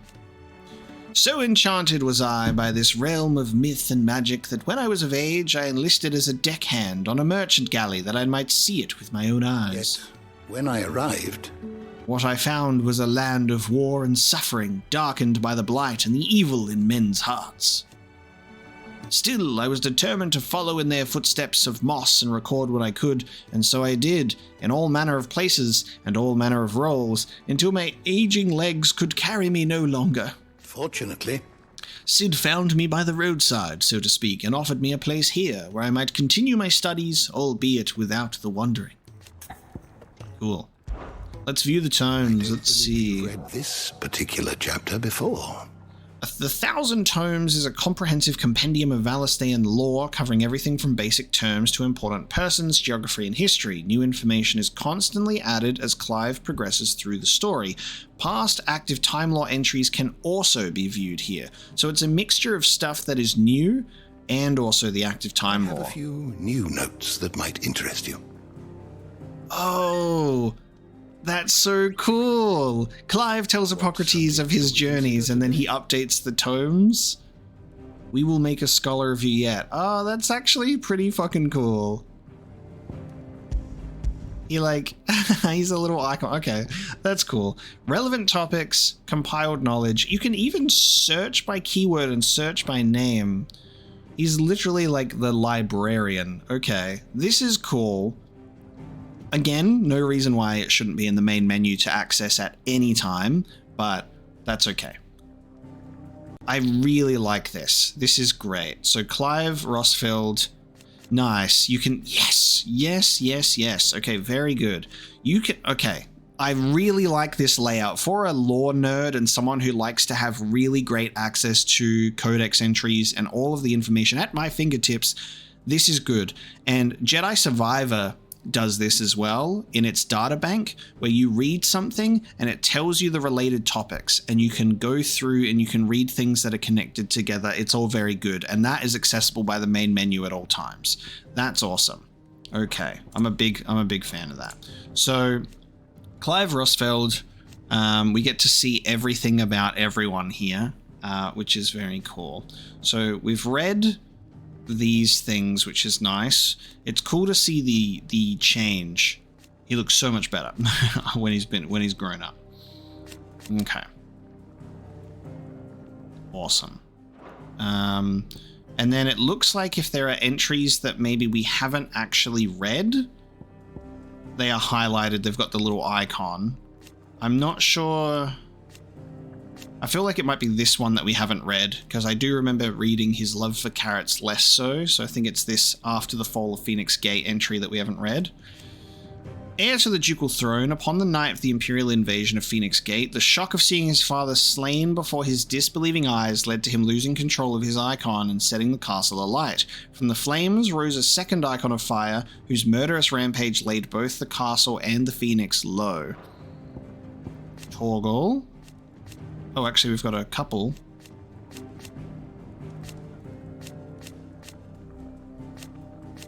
Reunited with Clive. The two were separated on the night of the tragedy at Phoenix Gate, yet reunited 13 years later in the depths of the Nicer Defile. In the intervening years, Torgal not only grew into a fine hound, but met with Sid, who trained him to work as a hunting dog. After meeting with Clive again, Torgal gladly returns to the service of his former master. I like that it updates what they look like at the time as well. It's cute. Ambrosia, Clive's personal steed. During the attack on Phoenix Gate, she raced to Clive's rescue, saving him from certain death at the cost of an eye, a price she gladly paid. We will definitely be seeing Ambrosia again, that's for sure. Benedicta's a really interesting character. Like, there's more to her. Definitely a lot more to her than we've seen at the moment. Apart from the fact that she's super into giant men. Kupka's awakening as the dominant of the Eikon Titan. Yeah, we read that. Actually, I don't know if we read this, actually. Titan thrust him to the forefront of the Dalmekian politics, winning him influence over the Republic's armies and its policy-making, as well as a personal fortune. He has little love for his country, taking advantage of his position to benefit himself and himself alone. His love for Benedicta Harmon, however, is absolute, and he would gladly betray his every ally just to be with her. He's a large simp Titan. He is the Titan simp. No one is a bigger simp than Hugo Kupka. Now, this stuff interests me, right? Now, in that little cutscene, we got like this brief little mention with like Waloed and the Waluders and stuff, and we got this king that's just kind of brooding in his chair, and we haven't even heard him speak a word. That was really interesting. He's just kind of sat there and he's just like, huh. So I don't really know what's going on here. I guess we'll get more expansion on that as we go. But we've got the Royal Knight Lord Commander. He accompanied his liege to Fort Zenitra in the Republic of Dalmekia to negotiate the provision of reinforcements from the Royal Order of Knights, and the King of Waloed, the aloof and unshakable Barnabas Tharma, first of his name. Few can meet his steely gaze without flinching. Okay.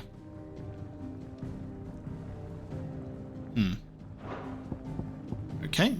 Otto, chief steward of Sid's Hideaway, who manages the day-to-day running of their operation in his friend's stead, Sid often being taken far and away by his bearer-liberating activities. Even when Sid is at home, he prefers to leave such busy work to Otto, much to the hard-pressed purser's indignation.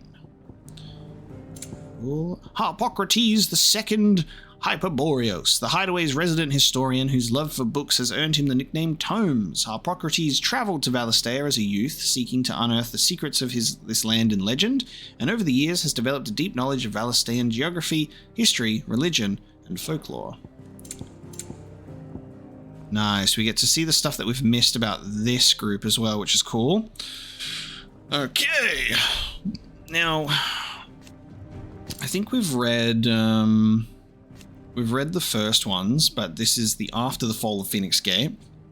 Late Archduke of the Grand Duchy of Rosaria and father of Clive and Joshua, Elwyn's reign ended when he was beheaded by servants of the Holy Empire of Sanbreque in their ignoble attack on Phoenix Gate. Known not only for his inspiring leadership and skill with a blade, but his disapproval of the mistreatment of bearers, his legacy lives on in all those who oppose imperial rule in what remains of Rosaria. It's always sad when a character that seemingly has a lot of potential and is instantly so likable is killed off. Sean Bean moment. Annabella Rosfeld, I'm really interested because I think we missed her entry after the fall of Phoenix Gate, so this is going to be the interesting stuff, which is Duchess of Rosaria, wife of Archduke Elwyn, and mother to Clive and Joshua. It was ever her purpose in life to preserve her Phoenix-bearing bloodline, for which reason she betrayed her husband, that she might enter in league with a force she judged the mightier, the Holy Empire of Sanbreque. It was Annabella's treachery that led to the disaster at Phoenix Gate. So she sided with the Empire and got them to fuck them up. She was the orchestrator of that event, which is pretty intense. Rodney Murdoch. Lord Commander of the Rosarian army, outranked only by his firm friend Archduke Elwyn, Murdoch and his shields accompanied Elwyn and Joshua to Phoenix Gate to perform the rite of ancestral communion, only to be set upon first by Imperial infiltrators, then a second shadowy icon of fire within whose flames Murdoch was engulfed. It's such a shame when there's these characters that we met like 13 years ago in the timeline that were cut short, that I was like, I hope to see them or like see what's going to happen with them, and then they are all killed. Did Wade and Tyler survive? I wonder if Biggs and Wedge are going to be in this game, or whether Wade and Tyler is the new Biggs and Wedge. A loyal shield to Rosaria, chosen by Lord Commander Rodney to accompany Clive on his expedition to Stillwind. Though he did all he could to return the favor that he owed to Joshua for saving his life as a boy during the attack on Phoenix Gate, Wade was to meet the same fate as the prince, so Wade did not survive. Tyler, I assume, also, yes, did not survive. I can't recall if we actually saw those deaths or not. We probably did. They come to a close when he was swallowed by the flames of the rampaging phoenix. Damn. Tiamat is gone. Well, I mean, they're all gone now. Again, another crew we saw these in the first reveal trailer for Final Fantasy 16, and I think what's really exciting about that is everything I've seen of Final Fantasy 16 in trailers is early stuff. It's like these characters that are now dead. I'm like, can't wait to see what's going to happen with these characters. They're dead. So it's great. The great unknown awaits us, you know what I mean? So good. A bearer in service of the Holy Empire of Sanbreque, Tiamat. I'm just going to say, I'm not sure if it's Tiamat or Tiamat. I'm going to say a bunch of words wrong. Just get over it, okay? Just get over it, all right? Tiamat is the leader of the elite assassin squadron to which Wyvern is assigned, the Bastards. Their latest mission to take the head of the dominant of Shiva. To this end, they infiltrate the Nicosia Defile, where the forces of the Republic of Dalmekia and the Iron Kingdom are aligned against each other. Though none know his true name, rumor has it that the man now known as Tiamat was born a scion of a noble Sanbrequois family and abandoned to his fate after his powers awakened. And then he's a bearer in service of the Holy Empire. Or the man who now bears the name Tiamat is the leader of the Bastards, a squadron of elite assassins. It was on a mission to take the head of Shiva's dominant in the Nicosia Defile that his subordinate Wyvern, real name Clive Rosfield, turned upon him and cut him down. Biast, second longest serving of the Bastards, an elite band of slave assassins in service of the Holy Empire of Sanbreque. He and his sergeant Tiamat fought alongside each other for many a year, and Biast trusted him with his life. Alas, there was little Tiamat could do to save him from the boulder that was to fall from the skies during their ill-fated mission to infiltrate the Dalmekian Republic and take the head of Shiva's dominant. Does Titan ship boulders? He do, right on top of Biast. Avis. None know his true name. He and his band of elite assassins were tasked with taking the head of the dominant Shiva, but he was to lose his life to a crusader's axe in the course of their mission. This is cool because we have no idea who the fuck these people are. Oh, hang on a second.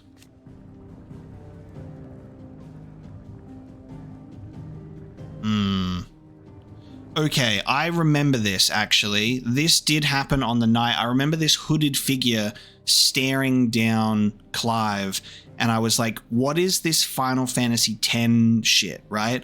Because at the very beginning of Final Fantasy X, and this is right at the beginning, and I'm not going to reveal anything about this, at the very, very beginning of the game, there is a hooded, mysterious child figure that kind of talks to your main character, but nobody else acknowledges him, and he's just like kind of like not even there, and then he like disappears. He's like there, but he's not.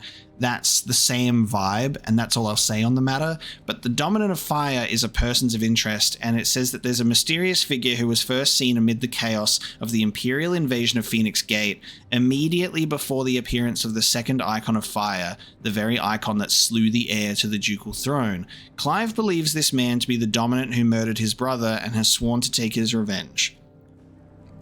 So there's no proof. It's just like maybe wrong place at the wrong time. And I feel like we're being misled with a red herring burning in a fiery matter with this hooded figure. Well, yeah, we'll see. We'll see. We'll see about that.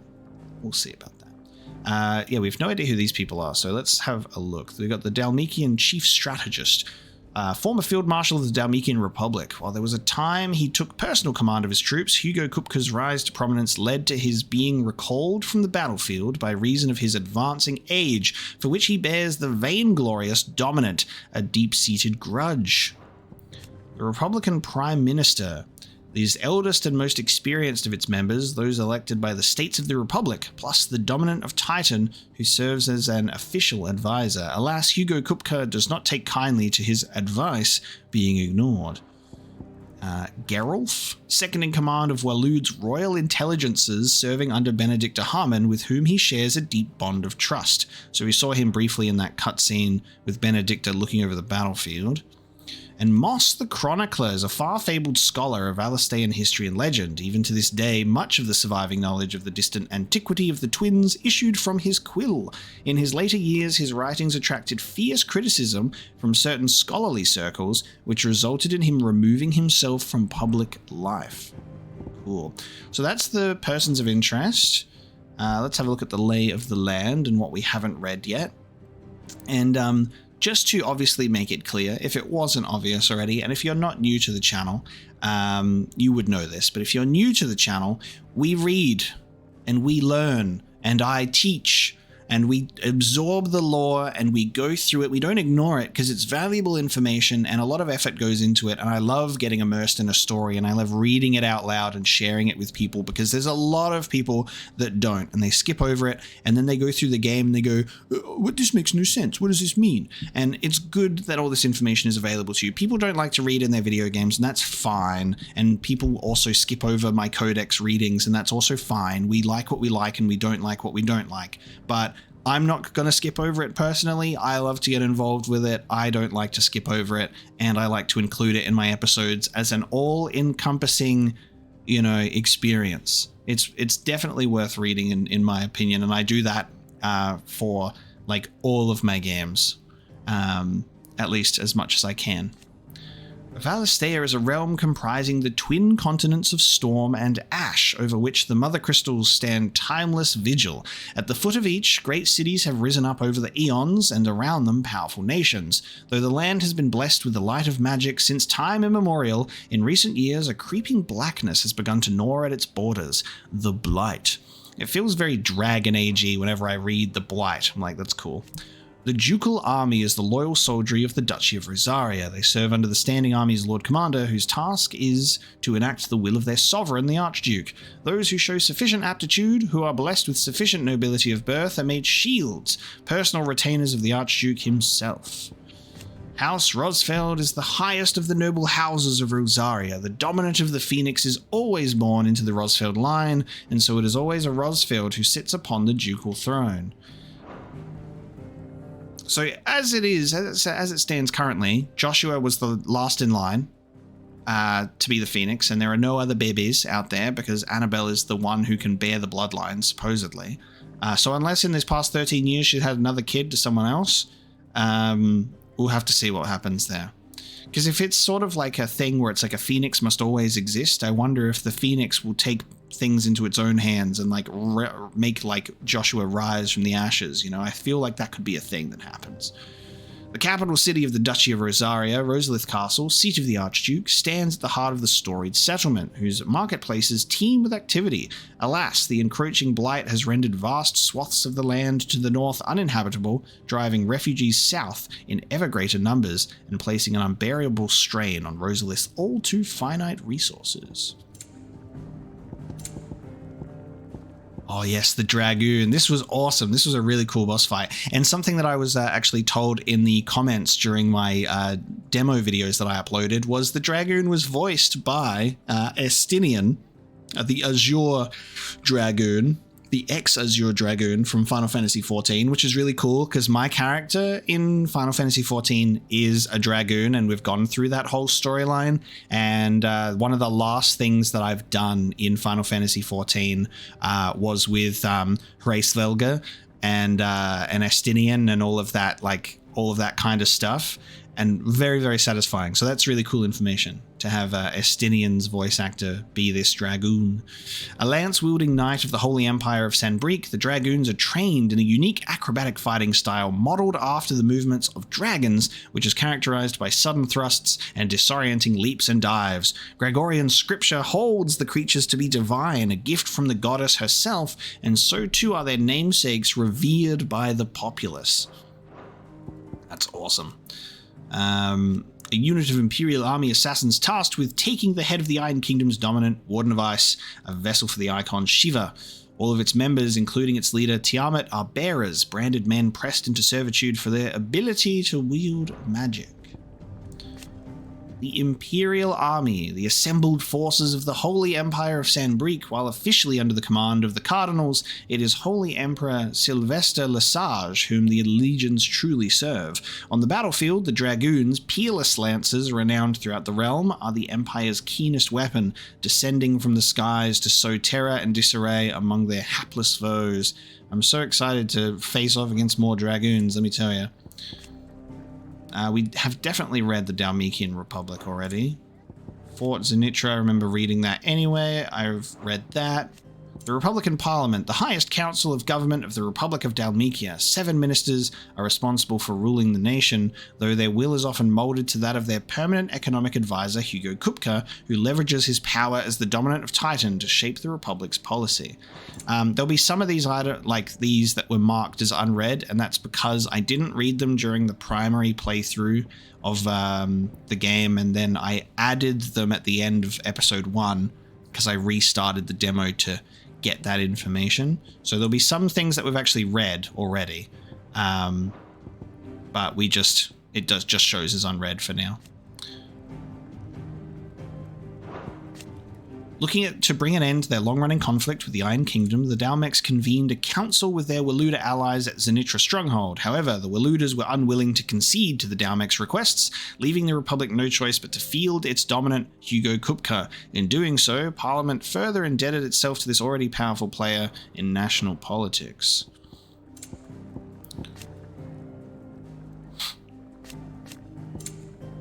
Faith Unbending, an archipelago nation situated off the west coast of Storm with its capital at Kriag... Oh god, how do I say that?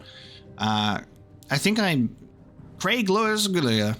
The Mother Crystal, Drake's Breath, rises from a volcanic island situated just within its borders and is worshipped as a god, just as the state religion, the Crystalline Orthodox, dictates.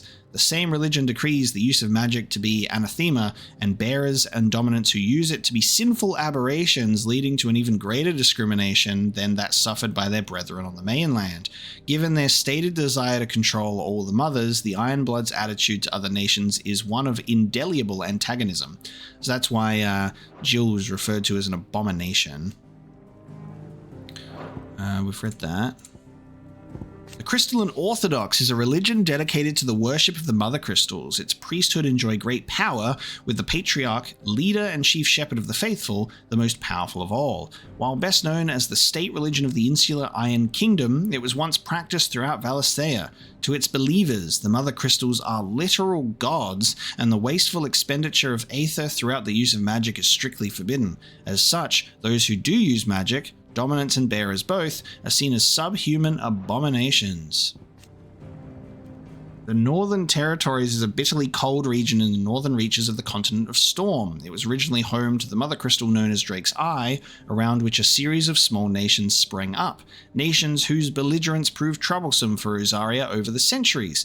In time, however, the mother crystal's power dwindled, and with it, the power of these warlike nations. With the Blight encroaching on their territory ever more, the remaining tribes were united and pacified by Archduke Elwyn Rosfield of Rosaria in the year 854. And the Battle of the Twin Realms was a conflict fought between the Holy Empire of Sanbreque and the Kingdom of Waloed in the year 865. Sanbrequois forces with the power of the Eikon Bahamut on their side took the Strait of Altha back from Waloed, putting an end to the blockade that had lasted several decades. The Waloeders, looking to hold back the Sanbrequois advance by any means necessary, formed an alliance with the Dalmekian Republic, who themselves were waging war against the Iron Kingdom on the western front and prevented the Empire from progressing any further. Cool. All right, we've got, and we can see how, see our progress in each of them, which is cool. And this is probably the most reading that we might end up doing, because this is like the catch-up of the 1,000 tomes. This is our first introduction to it, so we're going through everything that's being presented to us. And when we go back here and read through it again, it won't be as long or as an extensive. We'll obviously be able to just check out what gets added over time and do it instead of having a big amount to catch up on like we're doing now, because this is just our first time checking everything out, you know? Crystals, crystal rations. I feel like we've read some of this stuff and we kind of know what these are about. These are how people can actually use magic if you're not a bearer or a dominant. Like you see people using it to pour water into things. This was cool. We see Benedicta's like ability to like light her little pipe.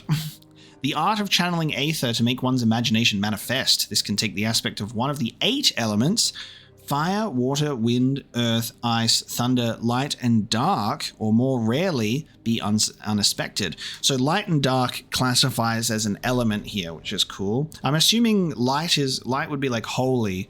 I wonder if gravity counts as dark? If there was gravity involved in this game, might be dark. While bearers and dominants can cast spells at will, others require a crystal to do so. Magic is a part of everyday life for the people of Valistea, making it all but unlivable when they are deprived of its gift. Municipal shards. Municipal shards. Large shards of crystal that are entrusted to towns and cities across Valistea in order to serve the populace. Where those shards rationed out to individuals might suffice to fill a cup or light an oven, municipal shards fill wells, fire forges, and light the streets of the great cities of the Twins. Aether is the life force of the land and the source of all magic. The amount of aether a spell consumes depends on its strength, with those manifesting more potent forces over a wider area coming at a greater cost. Larger crystals can channel more aether than smaller ones, and thus can be used to cast more powerful magics. One might use a small ration shard to grill a fish, but would require a larger municipal crystal to fire a blacksmith's forge. I remember reading this stuff, I think. You know what that's all about. Eikons are magical beings of godlike strength who dwell within human hosts known as dominants, only emerging when the dominant primes. History records 8 Eikons in total, each with a unique elemental affinity. It is commonly held that 2 Eikons of the same element cannot coexist, but as none has ever witnessed all of these rare creatures together, the conjecture is yet to be proved. Now, considering Ifrit is the 2nd Eikon of fire and has removed Phoenix from the board, there is only 1 Eikon of fire right now, and that's Ifrit. We've got Shiva, we've got Ifrit, we've got Phoenix. I know that there is Bahamut. We've read about Bahamut. Which means that I'm assuming that who else? We've got to have the lightning elemental, which is probably going to be Ramu. I think Garuda is the wind one, and I've only ever encountered Garuda in Final Fantasy XIV. I think that's my only encounter with that summon. Leviathan is probably water.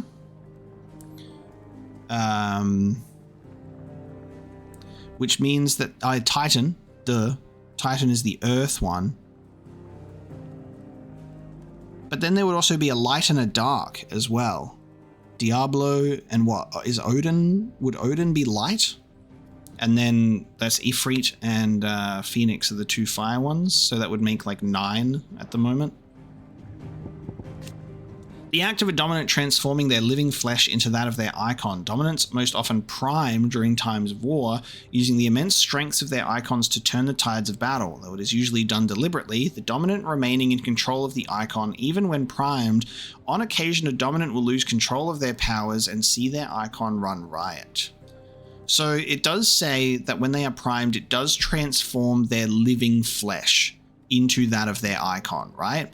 So they physically become their Eikon, so they're not elsewhere, which is interesting to me, right? That what happens is why I think that Clive is Ifrit is it all feels so connected, and then there's like this moment where it feels he almost snaps out, or he becomes he like is outside of himself for a moment, and he's viewing the chaos through the eyes of Torgal, because Torgal runs in and he's like looking at it taking place through him, like it's like part of him was removed, and then that was him witnessing the murder, which is why he thinks that someone else did it.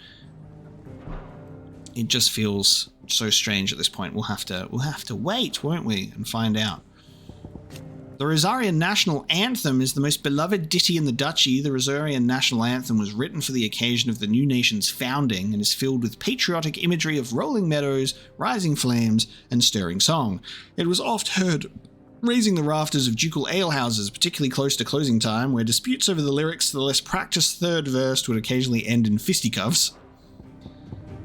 We've got the Beastmen, which are the goblins, a somewhat derogatory nomen given the collective group of demi-humanoid beings that includes goblins, orcs, and minotaurs, among others. Beastmen tend to differ from most wild creatures in demonstrating a distinct intelligence, possessing the capacity for spoken and sometimes even written language, as well as complex tool building, and many have developed unique, albeit simple, civilizations of their own. With civilization, however, will always come the desire to expand, and it is this ambition that has resulted in countless clashes with humanity over the centuries. A bard, a traveling minstrels who journey from place to place, performing in hostelries across Valistea to the accompaniment of lute or lyre. They provide not only entertainment, but information on the state of the realm, oft singing of significant events and important personages. The Hideaway has its own resident bard, that the illiterate amongst its residents might remain informed. The Orchestrion is a curious clockwork contraption that is able to perform several different musical compositions at the flick of a switch. The medieval jukebox, I love it. We read this, which is really exciting. This has got me super curious. We read this at the end of episode 1. The Moon Law and the Journal of Moss is the annals of Moss the Chronicler, scholar of Valistean history, noted not only for his singular insight, but for the lyricism of his writing, an exceptionalism that earned him the enmity of his fellow scholars and drove him from public life. Such were the misgivings towards him that only a handful of copies of the journal were ever produced, making the tome a prized find among collectors. Awesome. Now we'll be in the final section of compiled knowledge. We'll check out the bestiary now. So this will be cool to see what we've missed in this group. So the Phoenix. The Warden of Fire, last seen on the night of the Imperial invasion of Phoenix Gate in the year 860, when the young Joshua Rosfeld lost control of his powers. The Phoenix first awakened among the Motes of Fire, an ancient tribe who dwelled in the western reaches of Storm, and the careful preservation of bloodlines among the Rosarian nobility ensured that its dominant would always be born in the ducal line.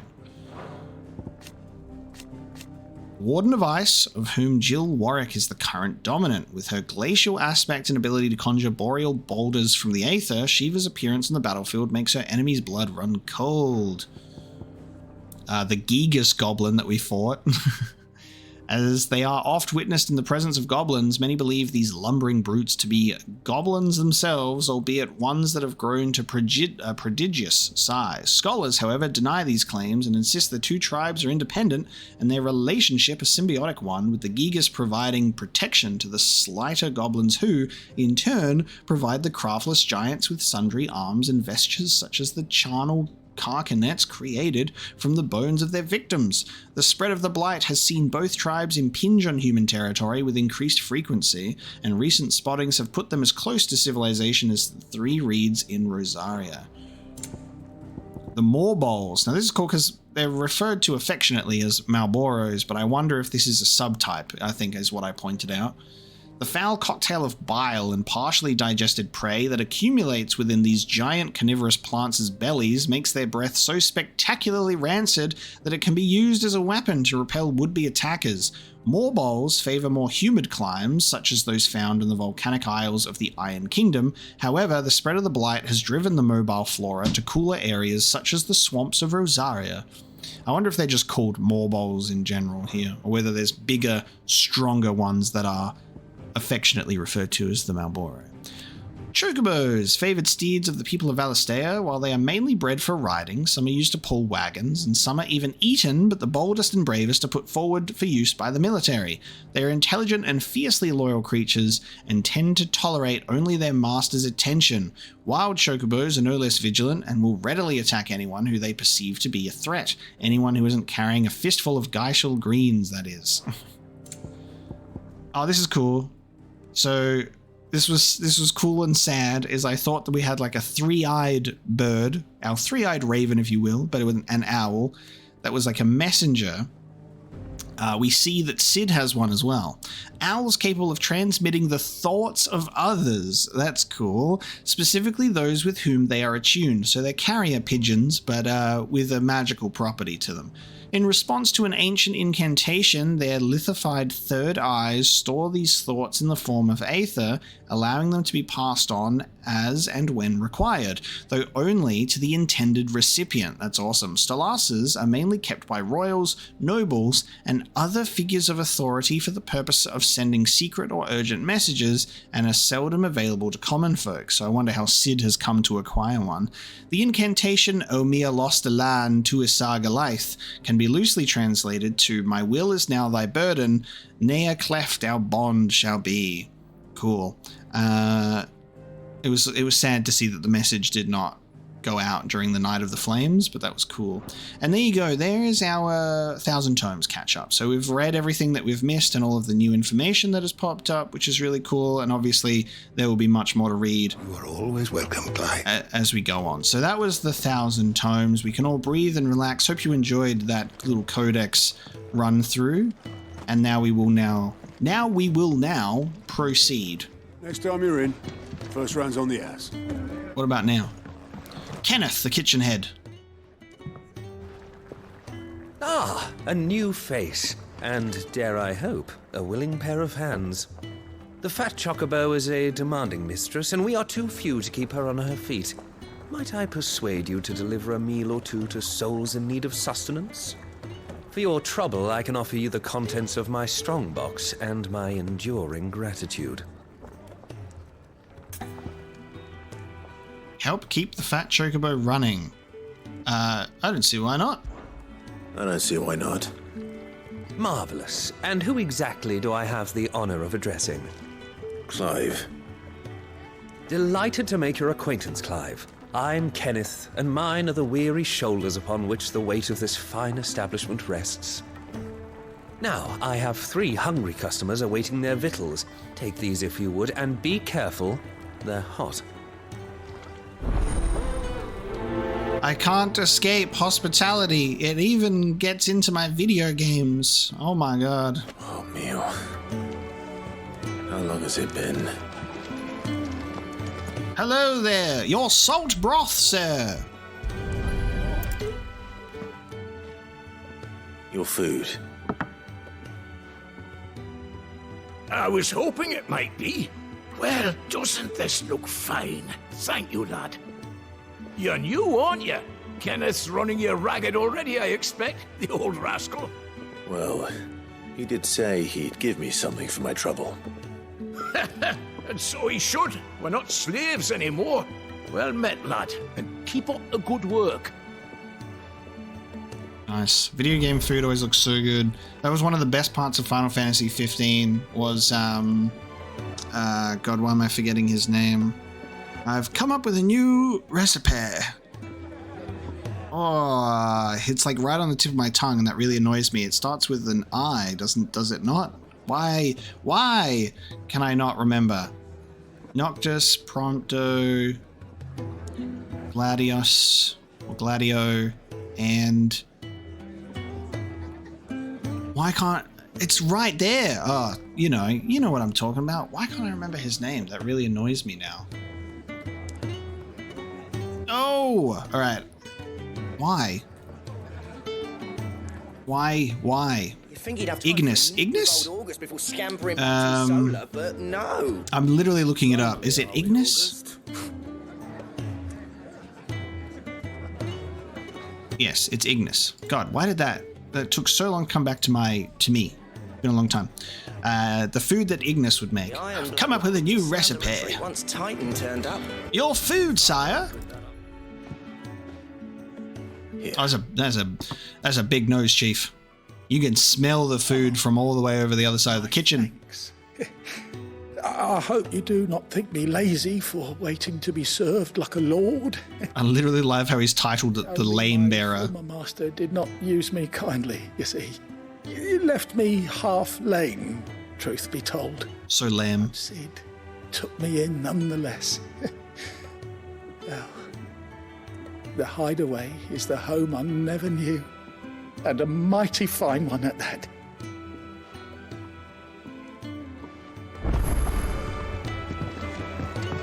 Okay. Do you think we should go and help? Hello, studious boy. Here is your bowl of salt broth.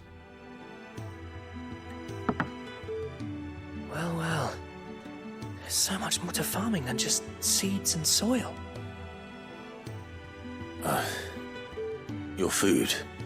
Just a moment. I need to finish this. Rude. Won't be a burden. I'm of no use to anyone as I am, but maybe if I can master this. All right. See that you eat it before it gets cold. Of course. Thank you. Thanks, mate. Some manners, if you will. That's the last one. I'd better let Kenneth know. Best side quest of all time. Serve people their food in the pub. All done, I presume? Splendid. They were bearers. All three of them. Not slaves waiting upon their master's pleasure, but men waiting to be fed like equals. Indeed. Equality is the very cornerstone upon which our little community is founded.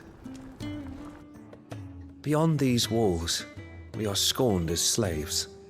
Speaking only when spoken to, eating only what scraps our masters deign to give us.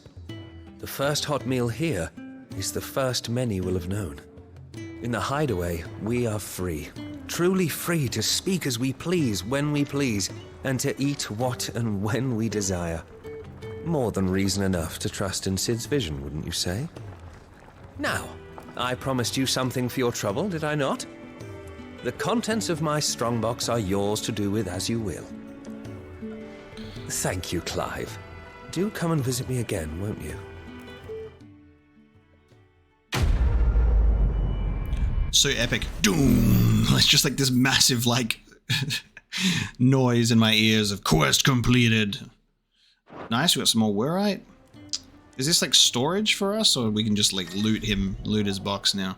Treasure coffers lie across the realm, just waiting to be plundered. Okay, cool. We can just, it's just lootable chest. We kick it open for a badge of metal. There you go. Let's have a look then, shall we? We've got another accessory.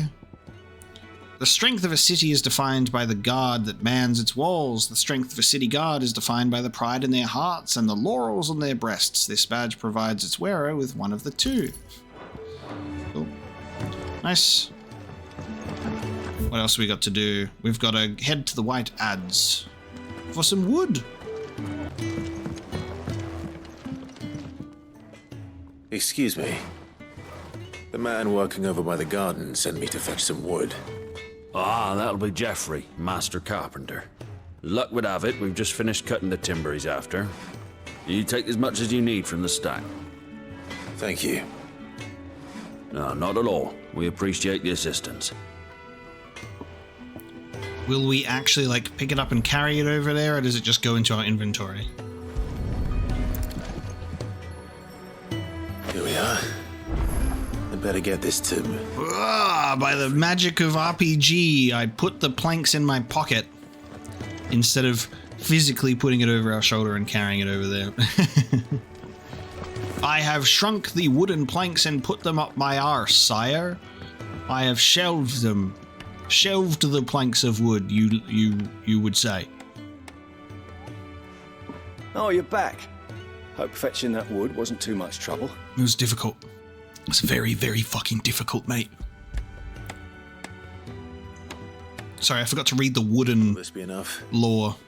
This will do nicely, thank you. With a bit of luck, the walls won't be falling in on us just yet. That sounds ominous. Oh, it's not as bad as all that. And it's a damn sight better than the alternative. We're safe, we're warm, and we're hidden. What more could we ask for? Now stop fretting and take this.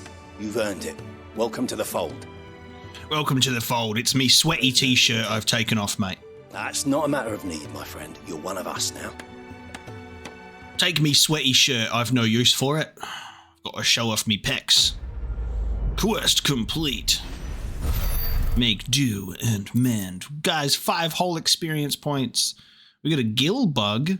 Contrary to popular belief, this small insect does not get its name for its appearance, but rather from the fact that it is highly sought after by physicians for use in brewing medicines. In summer, when the beetles are most numerous, children across the realm will spend nigh every waking hour collecting specimens in readiness to exchange them for a handful of coppers. As children have tiny hands, however, this amounts to fewer than one might expect. Interesting. The little item description, like the animation for it, like behind the meteorite thing, it looks like the PlayStation 3 PSP era home screen. That's what it makes me think of. Dude, incredible side quests. Serve the people their food and pick up the wooden planks, lad, for 5 experience points. We did get to the waiting one was good. We got a chest. Better than 5 experience points. Hello, Karen. I need supplies for my journey to Lostwing. Oh, she got heterochromia. Otto said you could provide them. What's that? Does the newcomer think it proper to make demands of a poor old matron before even introducing himself? It's Clive. Well, Clive, I hear that dog is yours. Since he followed Sid home one night, I've seen to it that his chin's rubbed and his belly fed. Though I suppose that's your job now. Unless you lose him again. I won't. Not again. Thank you for watching him. So, were you gonna buy something? What? You didn't think I'd shower your lordship with my hard-won wares while you swagger about with a pocket full of gill? Life doesn't work that way, lad. Now, let's see some coin. Cool eyes. Well, this is why we did that side quest, because we got more money. Both consumable items and gear can be purchased at shops around Valistea. Shop stock changes as the story progresses, so be sure to check in frequently. Broadsword, I can go without that. Iron braces, damn it. Well, I did craft a +1, so that's fine. We can buy the braces. We crafted them instead. And let's stock up on the old...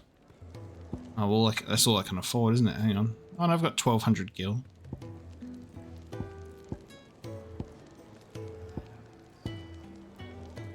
Yeah, I'll stock up on me potions. We might be able to find them in the field. Fuck it. We'll spend the money. Robbing me blind, you know. Robbing you blind? Pretty expensive. Imperial Infantry Blade for 50 gil. Oh, we can sell the gill bug. Oh, we got the gill bug as a reward as well as the 5 experience points, didn't we? So that should give us some money. For 200. You got out else? Okay. We'll sell our... May as well... I don't know. God damn. It's not even really worth selling. What if it ends up being one of those secret RPGs where your starting gear can be converted or crafted into the most powerful gear in the game? You never know. I'll hold on to it. That's all. Why, you've barely a guiltier name. That's not true. You're taking his side now. And after all I've done for you.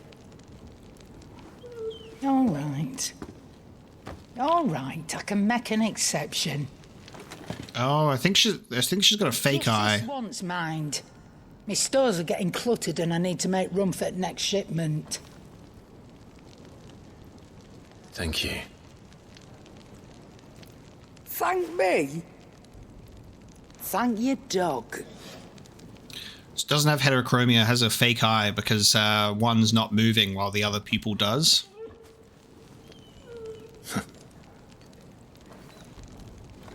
Got me glass eye in after it was skewered out. Right? Why is your inventory in small sacks over here?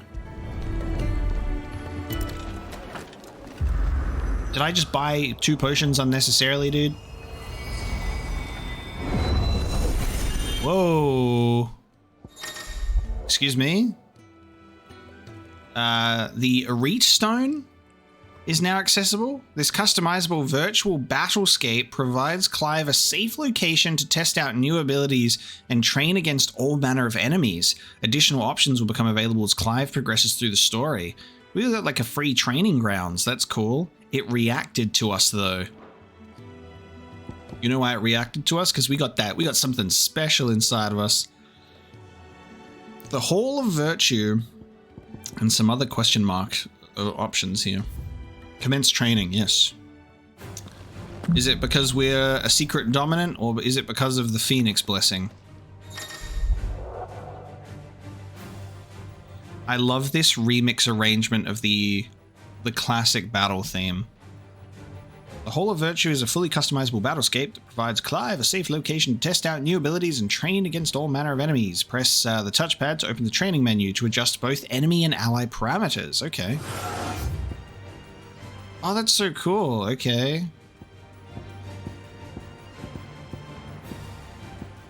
Huh. So you can really set it up to practice the fights here. That's awesome. I love this. Okay. The way that you can actually adjust parameters and you can see the... You know what would be really cool? It would kind of be nice for people, because I see some people who do streams sometimes and they have like their controller on the screen and you can see like their inputs that they're pressing at each time. It would be cool. I wonder if this is an option to have this on the screen at all times so you can actually see the inputs that people are pressing. It's over. Wow, okay, this is cool.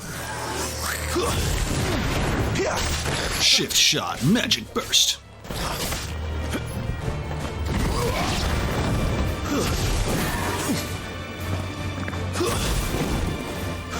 I love that you can do your dodges in the air in multiple directions. So you can do your air precision dodges and attack. You can do your little phoenix shifts.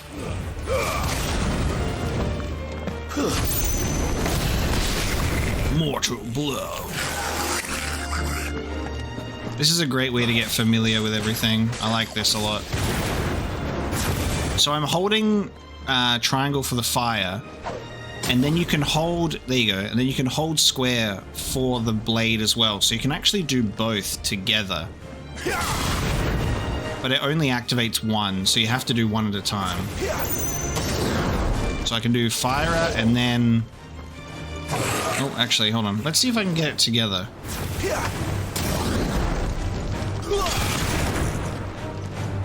Yeah, there you go. Nice, so you can actually do it. So I can hold triangle while I'm attacking and then release the fire. Or I can hold square while I'm doing fire and then do a burning strike. So I like that you can waste no sort of time. You don't have to like awkwardly stand here to charge it up. Yeah, that's awesome.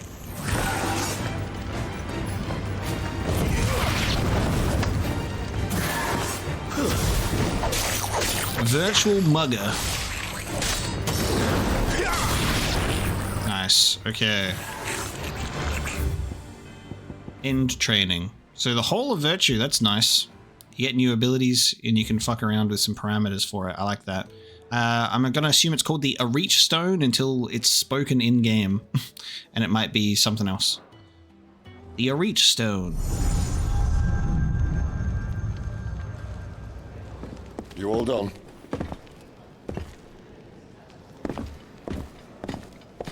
Fallen Ruins are reacting to me. Damn it, 2 potions. I just bought 2 potions. Ah, yeah.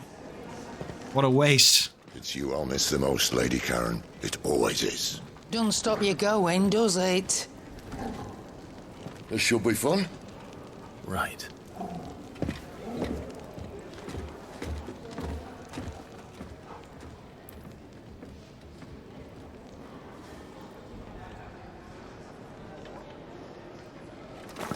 That's right. I'll live with my potions that I've... It'd be nice if it just gave you items that you didn't have, like a high potion or something else, but... Use the world map to instantly travel to previously unlocked locations. New locations are unlocked by progressing through the main story or discovering waymarks known as obelisks. The world map will open automatically upon leaving an area, but can also be accessed at any time via the main menu. Okay. So we've got our local map, and we'll check in with the Orchestrion, or we also have access to the world map.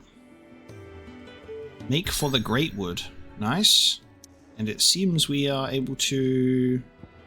Yeah, we can travel to the Hideaway, we can travel to the Great Wood. So deep and vast is the Great Wood, it serves as a defensive barrier between the Crystal Belt and the Holy Empire, while its denizens deter foolhardy travelers from exploring the forest's everlasting night. I guess these locations are obviously not available to us at this point in time. But there you go. Cool. Let's have a look at the jukebox. Nobody's going to react to the fact that Fallen Ruins reacted to us. What music have we got? Changing the tune. Background music played in the Hideaway. So, cool. So it's just background music in the Hideaway. The track list is expanded using Orchestrion rolls acquired from quests, shops, or treasure coffers. Hideaway is what we're listening to at the moment, I assume. Where the heart is.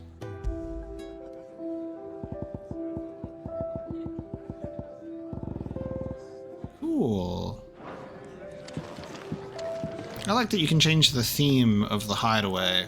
And I like that this seems like this is going to be a place where we will spend a lot of time and people will probably come and go, and it seems like we're building on some sort of a hub space in the Hideaway, and that's really nice. I like that. And we can travel here at any time. There's a good girl. Hungry, are you? Now, I'm assuming I can run out this way if I want to. We still can't go there to check on Jill at the moment. Open the world map. Yes. Okay. Now we can head for the Great Wood, and that is where we're going to bring this episode of Final Fantasy XVI to a close. Thank you so much for joining me as we have taken our first steps into a larger world. The main game has released. It's so exciting. So we're back in, I guess, we would consider the present time. We had a brief flashback while playing the demo to give some necessary context. And now we're back, we're in the Hideaway, and we have the rest of the game ahead of us now. So thank you so much for joining me today. I hope you have enjoyed this episode and are looking forward to the rest of the playthrough.